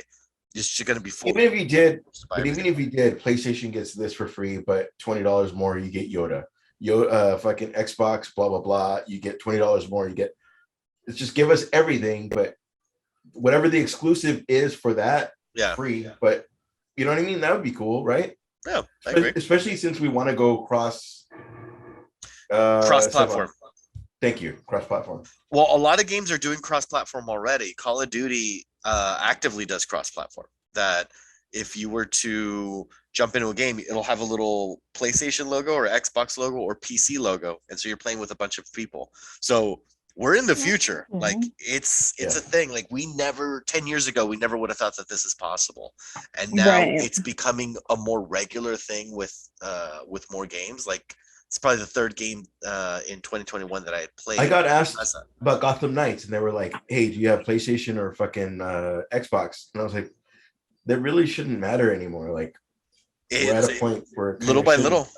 Little by right? little, it looks like it's not gonna. So it's possible Gotham Knights would be cross-platform. And then we're at a point too where you have more memory on your PlayStation than you do on your. You know what I mean? Like, oh, I have the memory card on this, but I don't. Just I get it. Ash, any thoughts on the deal that Sony has agreed with Bungie about purchasing its titles? And according to the deal, they are keeping the creative rights, and so they're going to keep creating the games as they would. Sony's just going to be the parent company, but we know that usually parent companies do have an input on like development of certain games or whatnot. Do you feel that that's going to play a part on Bungie's creations? Go ahead. Halo, I was never into it for the story. Halo, I was into because Luis and I can play this fucking round 1, round 2, round 3. We could play the whole game together, split screen. It's fun. We can talk shit the whole time. That's what Halo was to me. Gears of War, that's the fucking movie that I want to see. That's the one I will judge. That's the one that'll be like, like you've even, that's the movie that needs to be good for me. But Halo, I'm like whatever. I like to play it. I love to play. It was like my first Xbox game. I'm there's really no difference between the first Halo to Reach to this to that. Like it's all one big game. Gears of War was like you had an objective. We all fucking made it. This is the son of fucking the guy. Like there was a storyline almost like Devil May Cry. There's a story that's like a long told story, but Halo is just one long story to me. Like I'm good. How dare you? Destiny 2. Destiny is like it's all one. Just you're anybody. You're anybody and everybody. What's it? Is it Captain General? What's the fuck is Halo's name? Master Chief. Master. My bad, dog. Such a cool name as Master Chief. You can see why I don't care. Where Gears of fucking War is like, Gears of War is fucking. Gears of War is fun. I liked it. Yeah. Just Gears of War is bloody and just. It's a guy that doesn't like scary movies, like, but Gears of War is just gruesome, and the fucking characters look 20 times better than like fucking. What was that? I know, the fucking little pieces of shit that run out, and then you have to fucking kill 97 of them. Like Gears of War was like, and then boomers, like, yeah, that's Gears of War is the shit. You're not wrong. You could like both, but you're not wrong. I do love both. I'm just saying, I Gears of War is the one that I will judge. Halo, cool, bro. Oh, so Keanu Reeves is Halo, Master Chief. Cool. No judgment. Should be somebody else. No judgment. I'm good. So, S7, any thoughts on this deal between Son? Wow, all of a sudden I cannot even say Sony. I was like Sony, Sony and Bungie. When I first saw it, I kind of had the same feelings that Luis did. It's like, oh, okay, this is personal. Like we're going back to the console wars that we had growing up, which is cool. Which is I thought was really fun. So to me, I'm not, either way, someone's going to lose either way, the way I see it. It's either going to be us as a consumer, or it's going to be one of the companies, whether it's Xbox or PlayStation, but to me, I end up reaping the benefits anyway, because I eventually plan on owning both PlayStation and Xbox, but I don't know. We'll see. Samesies. I will definitely like to be invited to a game night, and you guys can teach me how to play. And then I am not responsible if I become very competitive and defensive. I may not be good, but I will pretend that I am. Mint. Are you gonna lose and yell even though it's like your first time ever playing? No, I will learn and I would graciously stay quiet, but then I'll watch you and how you're playing and like what you're doing, and then I'll fucking do some magic. I'll work some shit. All right. We've said comics plays a million times. We gotta do comics play. We gotta figure this out. I agree. It will eventually be coming, so watch out for that, guys. Eventually, I know that currently Luis has provided us content. Nobody else heard that, comics right? Plays. Yep. Shut up! No, nobody heard that. Nobody heard it in the way that you heard it, so it's cool. But you're gonna watch this again and watch that everybody heard it the way I heard it, but watch the show. You know what? As long as they're watching this show, that's all that matters. It's okay. Take it whatever way you wanted to take it. But moving on to spoiler alert, and I'll do my little. If you haven't watched Boba Fett, this is going to be the part of the show where we're talking about the Book of Boba Fett and the episode 6 review or breakdown, as we will go around the room and give our thoughts on the episode. I would like to mention that episode 5 of the Book of Boba Fett is one of the highest rated on IMDb. And Seven, since you weren't here on last week's show, please give us your thoughts on episode 5 and then lead us on to episode 6. Oh, episode 5 was amazing. It was everything that I didn't know that I wanted to see. Just to kind of see, the Mandalorian come back in and to see that, he's still doing his thing, and to show that, he sees that, when the other Mandalorians helped him out, escape, the planet with Grogu, how much that chapter suffered, but I see that, and I thought it was great. It's just a way that we explored a little bit more about the Mandalorian culture, and to see that the God, I can't remember. I forget what she's called. The one that he was talking to there, the one that was making all the armor. Thank you. That she's just, you can tell she's very knowledgeable, but she reminds me of a stubborn parent that's in their old ways, like stuck in their old ways. You know what I mean? So I'm just kind of like, she reminds me of chick? of like that. Chick? Yeah, the armor. Oh, yeah. She reminds me of like those bitter aunts that you have, like, where they're like, no matter what you do, they always have like that side comment of like, no, this is just the way that it was done and the way that you should do this. Absolutely. Like that's what her character, that's what she reminds me of. If she took off her helmet, would you think Tilda Swinton? Because she's played that character so many times. No, when I pictured it, I pictured Gwendolyn Christie from Game of Thrones. Ooh. Okay, I can picture that. I pictured that. Help me, general public wise. Who is that? Brienne of Tarth from Game of Thrones. I can see that. Yeah. Mm-hmm. Like, this is the way I know. This is the way you're gonna do it. Okay.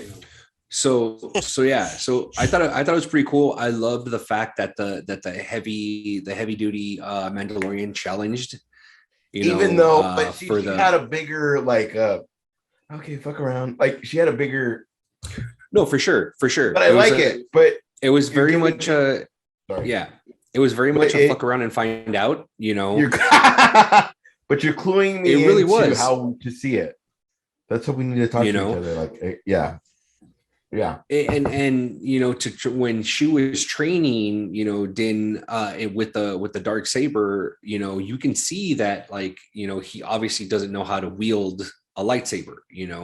It's a completely different weapon for him. But the dark saber though was this different way of even right, exactly. And I don't know too much of the dark saber lore enough to understand exactly what she was teaching him, because she kept on saying that you're fighting the blade, stop fighting the blade, and he kept on saying with every swing it gets heavier, it feels like it gets heavier, so I'm just kind of like, okay, cool, like I kind of see it, so it's like, is there more to the dark saber than what than it just being a lightsaber, or just the dark saber, and the one that holds the dark saber is the one that rules Mandalore, but you can see, again, going back to the whole, as Carmen said, the ant that's stuck in her ways, and this is how it used to be. When he brought up Bo-Katan,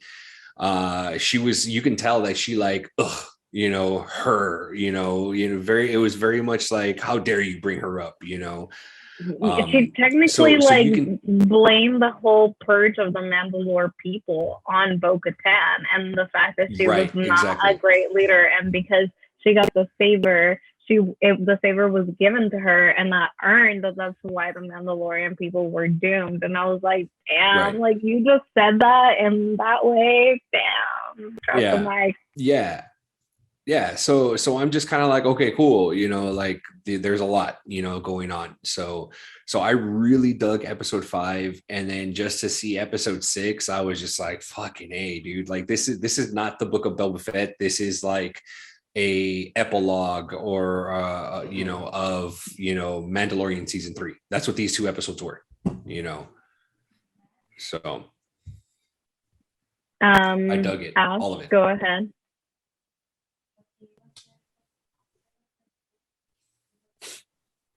A year ago on this podcast, I said we don't know as a general public how Boba Fett got out of the Sarlacc pit, and they answered that in Boba Fett, fucking the first to second episode. And they did what I asked. It was not even what I asked. Sorry, that's coming out weird. In that, because you text them, right? And this is specifically what you asked them. Like, they totally heard your feedback. I know John Favreau, like, on, I call him Happy. I call him H. In that, they have been absolutely perfect in. There are people that have not seen Star Wars that know about the Mandalorian. There are people that hate the Book of Boba Fett because it's not what Boba Fett was or what they thought he was in Star Wars. The badass, no feelings, no nothing. Like, I thought I was going to see a fucking show about a hitman and, like, not caring. Like, that interests no one. It's been amazeballs. I did forget the question, and we started on, and I did know what I wanted to answer, but it was just your review of episode 6.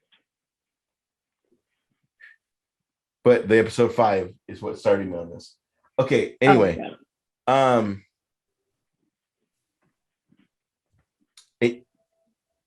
during the Mandalorian, they showed, like, when we all saw Boba Fett and we all saw the answer and what's coming and blah, blah, blah. Like, oh, fuck you. No one's falling asleep. Oh, your cat's falling asleep? My cat was falling asleep. But when I moved, he like woke up. Sorry. What? Okay. The same way they gave the leniency of, is this Boba Fett, is what they're doing for the Mandalorian. And realistically, they needed the Mandalorian in the storyline, and it sucks that we wouldn't know where he needed to come from.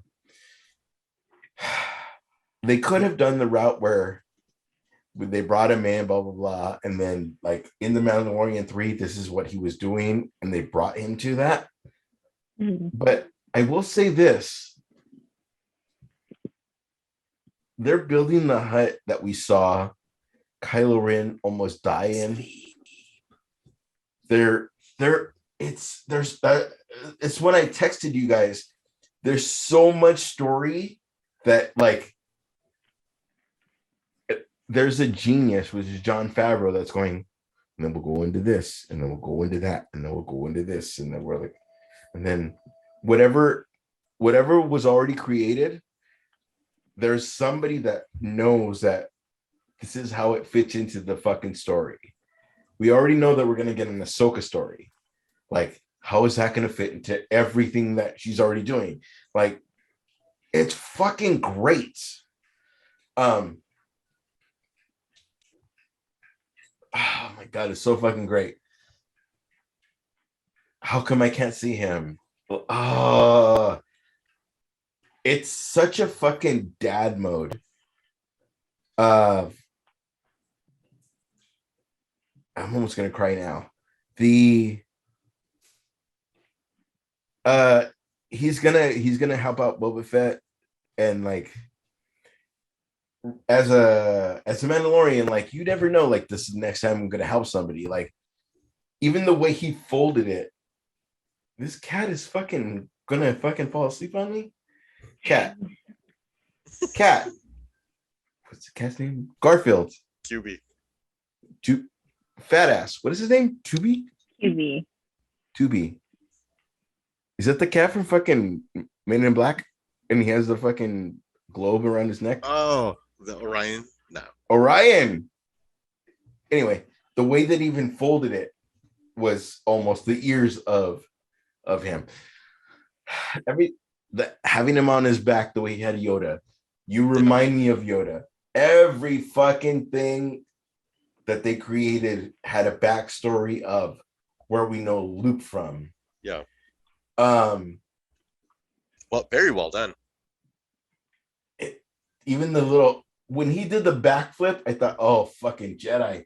Like everything he was doing was like almost like a little like, remember how you know that? I don't know why. With the Mandalorian, like I collected everything that I've gotten from everybody I've killed or learned from.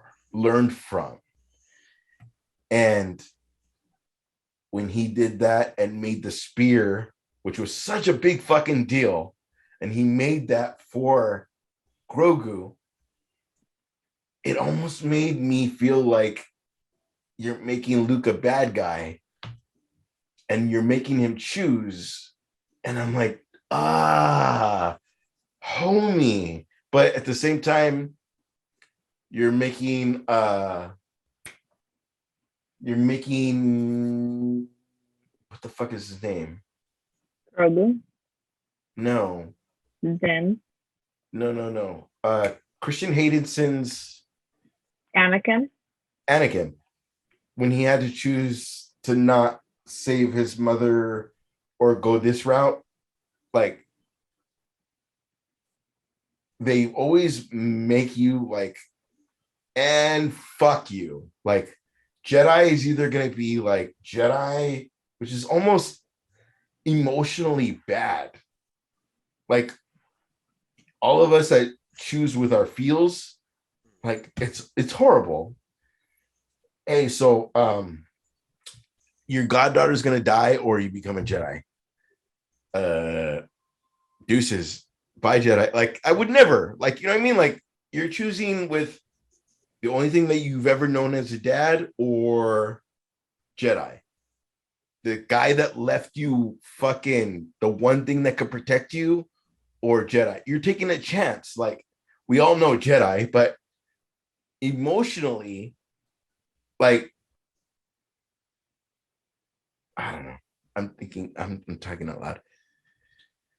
Emotional damage right there. It's hard to choose because again, when I have dad issues on my own, and to know fucking Mandalorian was like right there, going, he's right there. He's right there. I just need to hand him this. Like he's right there, and fucking in eyesight. Again, having dad issues, there's no as dorky as hey, he needs to become a Jedi. Like emotions would fucking rule over everything, and I would have been like, I would have been like fucking nerdy, fucking Seth Rogen that shit to the point where like, look over here. Like I don't know, I just would have been. I would have ruined the whole thing, and then it would roll credits because he would never become a Jedi, and it would have been Problem Child Part 3, and just would have been over. Because I would have ruined his whole shit. But and then also he probably wouldn't have killed him when he almost tried to kill Kylo Ren. But either way is good. I'm kind of hoping that he goes the Mandalorian way because the Mandalorian version of him could be cool. That would be cool. Luis, give us your We do. We speak Ash fluently. Amazing episode. We talked about the Jedi Academy to teach, which was very interesting to see. Ashoka was just such a wonderful cherry on top to see her there, and to see her interact with Luke. Yeah. Oh my God. Seeing them on screen together, I'm just like, or when he asks, he's like, "Oh, do you know him?" And she's like, in sorts, or however she said it. It's like, oh, his dad was her master. Like it was just. You remind me of your dad. Oh, gee, yeah. Your brother. Oh my God! Yeah. Like little scenes like that, I just thought was so adorable. Like it was a lot of fan service. Of, we've been asking for a Jedi Academy since forever. Like we've always. Oh, I would have taught him, but it was his wish, and then and I'm. The only thing that I'm projecting into the future is because the Darksaber, how heavy it is or whatever. Like, I wonder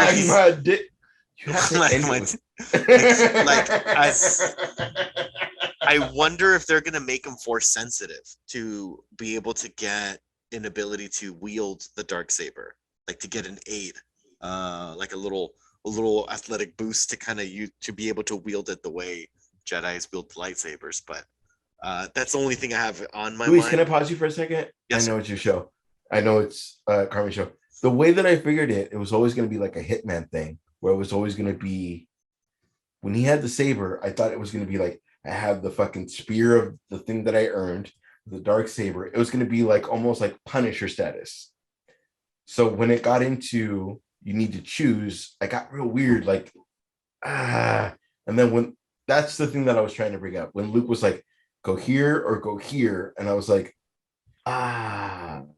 it's almost like the Mandalorian. Like you're making these people choose this old style, or why can't this guy like be like Punisher? Like, I know how to do this because of this guy. I know how to do this because of this guy. I beat this guy because of this guy. You know what I mean? Like I have this because it means I beat a fucking motherfucking guy. But I have a lightsaber because it means I beat a fucking Jedi. You know what I mean? Like everything you're saying is valid, and it gets questioned in The Last Jedi. In The Last Jedi, when the conversation that Luke is having with Yoda when the fucking temple's burning down, of like the way of the Jedi must die because it's flawed. And that was a big thing that a lot of the watch the movie again. In rewatching it, I very much like it. But it's sad that it didn't get embraced by the fans and everything got changed. But it being called The Last Jedi isn't necessarily referring to Luke being the last Jedi. It's the last of the Jedi. The Jedi is an old way of doing things, and it was about embracing the new way of doing things. Yeah, and that's where it's like, oh, the sacred Jedi texts, and then page turners. They were not like that. let it die. Let it be with this new way. And then Rey figured it out. And even with like the whole like Kylo Ren thing, like moving, that was the idea. It's like, let them figure it out, let them move forward. So on what you're saying, exactly that. Luke is teaching the way he was taught, because at that point he hasn't had that epiphany yet of the way of the Jedi must die. It shouldn't be absolutes. Like, you know, we should be able to kind of coexist.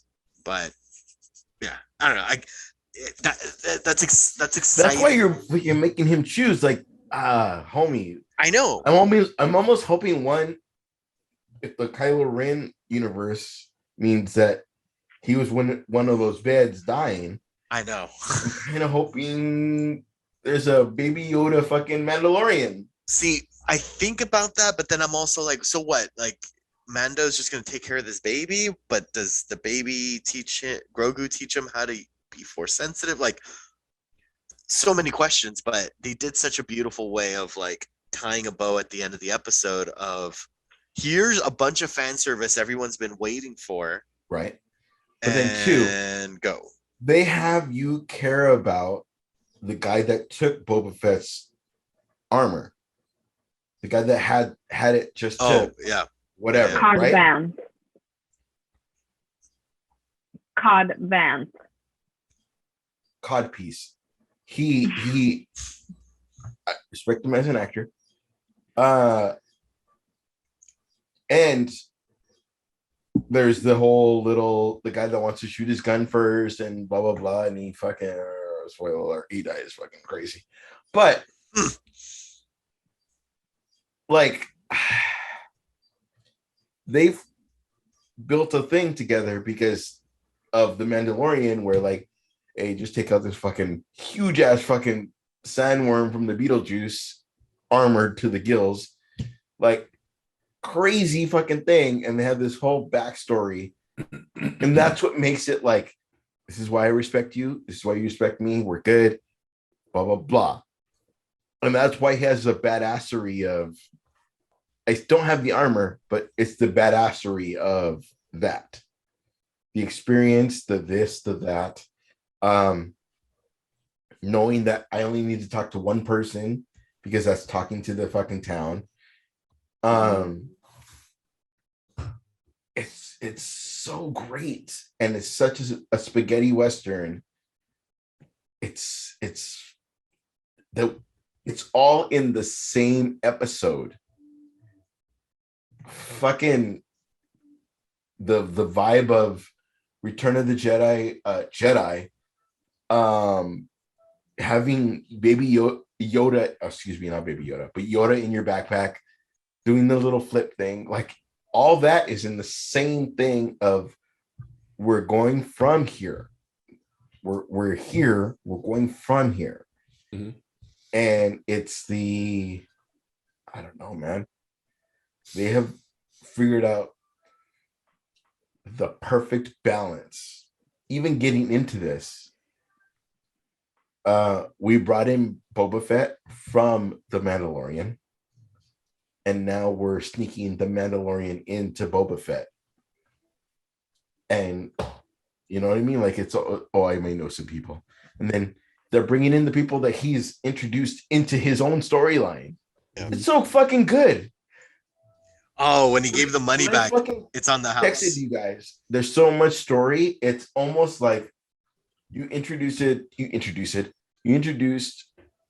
fucking Spider-Man, and Spider-Man's like, I know somebody, and you bring in fucking Iron Man. You know what I mean? Like, well, yeah, we know that he knows Iron Man, but like, it's so painfully obvious who he knows, but there's so much story. Tatooine's off limits. Tatooine, it means this to me. And this guy is saying Tatooine's off. This one guy is saying that, but that means all of this story. I will shut up. No, but you're good. I mean, the general public like me are enjoying that stuff because we know from that. Got it. And I don't know like Darth Maul with 8 legs. I don't know all of that stuff. I know the movies, and I know fucking, hey, watch Clone Wars. He like, doesn't have 8 legs. He has 2 robotic legs. I know. I don't know. Like General Grievous, it was super cool back in the 80s. Like, I don't know any of that stuff. I just know like that guy is fucking cool because he's got fucking 8 lightsabers. You know what I mean? Like, I'm the general public like that. Got it. And just to clarify, Darth Maul did have 8 legs at some point on Clone Wars. So, son of a bitch. Okay. Yes. So there's a few things that I would like to cover as far as this episode had to show us. The first one is Cad Bane. Cad Bane is a gunslinger that shows up, blue character. So Cad Bane, blue with the fucking orange eyes. Yes, I didn't know his name. He didn't say it. He's a very important character. Because they didn't even show his face for the fucking first 30. Oh, so good. Yes. So let me tell you why he's very, very important in this show and the fact that he showed up. So Cad Bane is actually, he has had a gunslinger shoot-off moment with Boba Fett. If you pay attention to Boba Fett's helmet, he has a dent on the armor, and that is from that standoff shoot-off with Cad Bane. Cad Bane and Boba Fett go a long way because Boba Fett learned his ways from Cad Bane. Cad Bane was the most fearsome, bounty hunter. Right before Boba Fett took that title from Cad Bane. So the fact that he showed up live action, his character was very well done on Clone Wars. He was created by Dave Filoni, just like Ahsoka was, and Dave Filoni directed this episode by no surprise to anyone because his characters were there. I love the way that they did that standoff with the Marshal, or better known as his name is Cod Vance on the show, just because it was the same standoff that he had with Boba Fett at some point. So it was paying homage to that, and I appreciated that from bringing Clone Wars history into it. I know, Esteban, you talked about earlier about the Darksaber history and why the Darksaber is heavy for Din Djarin or for the Mandalorian. And there's not really history on the fact that the Darksaber is heavy. I think that he feels that it's heavy, and because of having to make the decision of, because he is the true wielder of the saber and he got it the right way, like now either he's going to choose to be the leader of Mandalore, and which way is he going to go about that, right? Is he going to go about that the armor's way, like the old way, the specific sect that he is with, or is he going to listen to like Bo-Katan and then like make his own decision of how to lead Mandalore? Or is he just going to forsake all of that and just do his own thing with Grogu and then like build on that relationship? Like, just, I feel like that was what was representing the lightsaber being so heavy for him, and like not knowing how to wield it, or not knowing, you know, like what he's representing, because he knows the way. But then even when the armor asked him in the last episode, like, have you taken off your helmet? You know, and it's like, you already kind of gone awry of what the way is, and like now you're choosing what your destiny is going to be, and like, you know, and I think that was also paid off with seeing him show up and try to give the armor to Grogu, and the fact that Ahsoka shows up, because Ahsoka is the other character in the universe that kind of chose her own destiny. She chose to leave the Jedi Order because she didn't agree with what was being done, you know, but then she's also had that heartbreak of seeing Anakin go to the dark side and become Darth Vader. And so like she knows that attachments, like the power that they hold. And so that's why she's like so apprehensive when he shows up, and he's like, you know, like, you have to leave him alone. And this was his choice. This is the choice that he made to be here, to train, to know the ways of the Jedi. So you have to just let him do that. And I think that we're going to see both the Mandalorian and Grogu make that decision of like, this is like what they know, but they're going to choose their own destiny for what is going to work better for them. At least that's what I think that the show is linking to, just in having this character show up in the way that they did. The other thing that I thought was pretty neat was the fact that when we show up to this planet, the Mandos, when he goes to see Grogu and we're in this planet and we see the spider robots kind of building the temple. And as you said, Louise, that's like the Jedi Academy and like where Luke is trying to build his school. But then we know that 25 years into the future from there, or about that, Kylo Ren is gonna like wreak havoc on that, you know. So I thought that's a cool kind of way of connecting everything, because I mean, yes, we had gotten the connection with Clone Wars and with even some other Star Wars shows, and like now we're getting it to what's coming in the future for Star Wars. So I thought that was also cool. I love the training with Luke. That was awesome. It resembled a lot of Empire Strikes Back as far as like Luke's training. And then also with that, it's foreshadowing how Luke left for his friend on Empire Strikes Back, how Grogu may leave his training to go help out his friend, Din, or the Mandalorian as we know him. So all of those little things to me are like what makes the show like so fucking beautifully done. You know what I mean? Like and even sharing with you, Ash, like on everything that you were picking up and saying like this is what the general public sees, and like the fact that even you as the general public is so enthralled and so excited about the show. And then even they're paying homage to somebody like me or like Esteban that is a little bit more knowledgeable, and it's just like a little nod, the little like, here's this little cookie that you can have, or like paying off this, you know, like that's so cool. And I really appreciate that of this show. But you were going to say something else. Go ahead. No, that's exactly what the thing that you brought up. Like, you know, he didn't listen to Yoda and he went to go save his friends. This is the same person that's saying, like, choose that or this. And I'm so used to, and kind of it makes me hope that because we know, especially when he says, this small amount of time to you is a lifetime to others.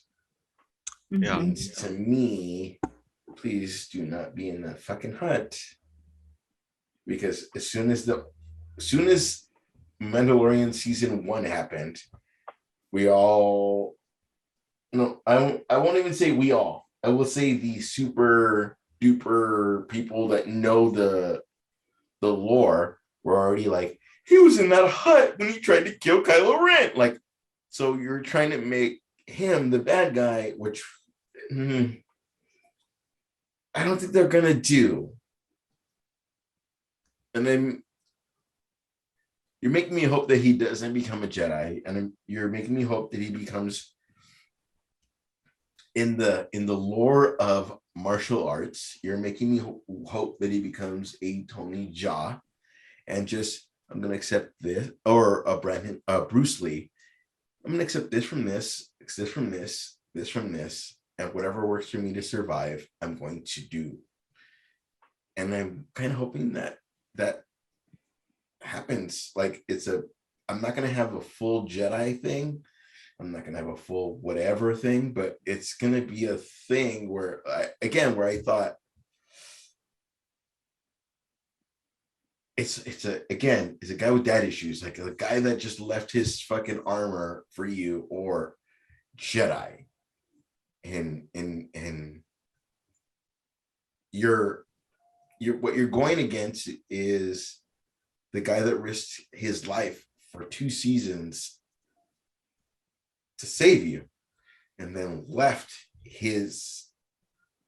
this armor to protect you, versus a person that's trying to get you to become something that you don't know, which is a Jedi, but you don't know, like, as a little baby, like, all I want is this frog. I get to eat this frog. And this guy is going like, all the frogs you could ever want, just fucking focus. Frogs.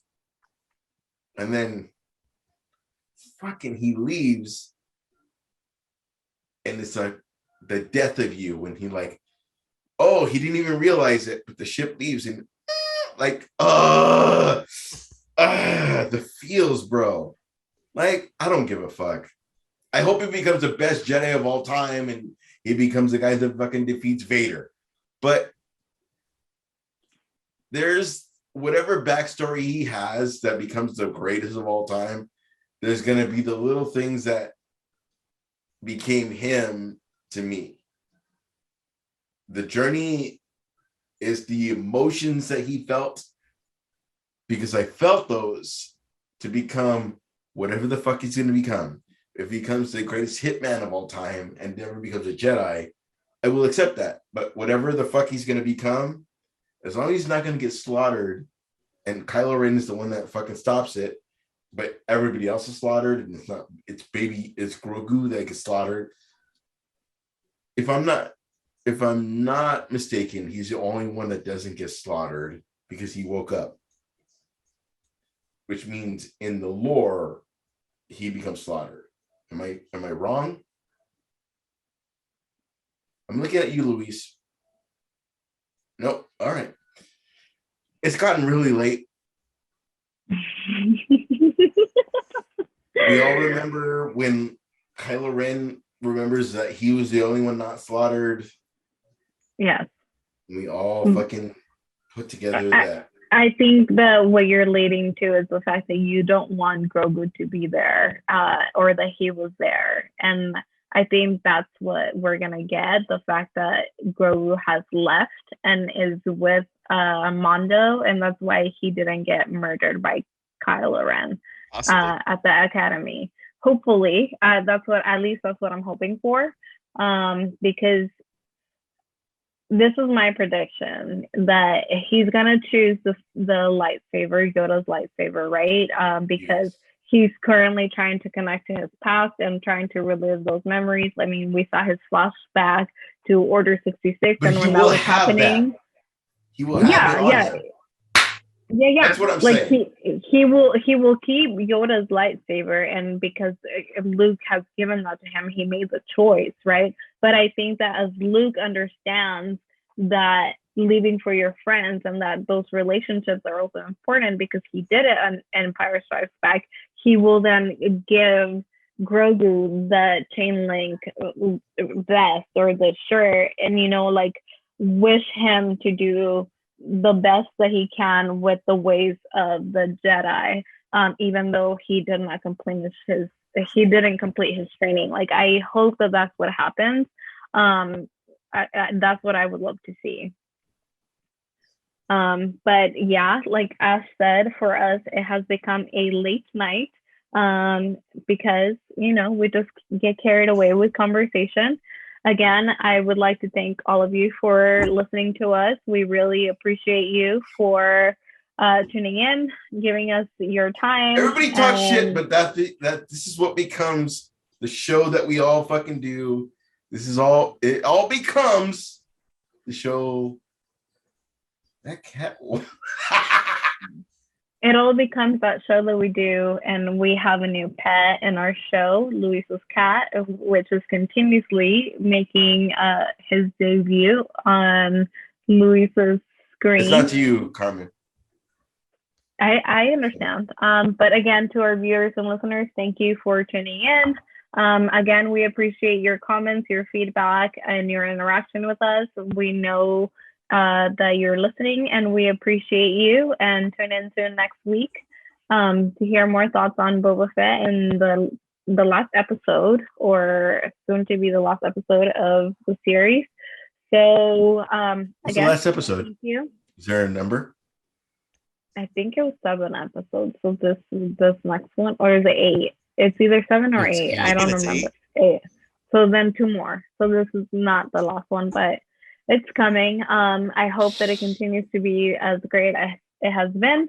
But for now, thank you for listening, and have yourself a great day or a great night whenever you listen to us. And we are Comics, and we are everywhere.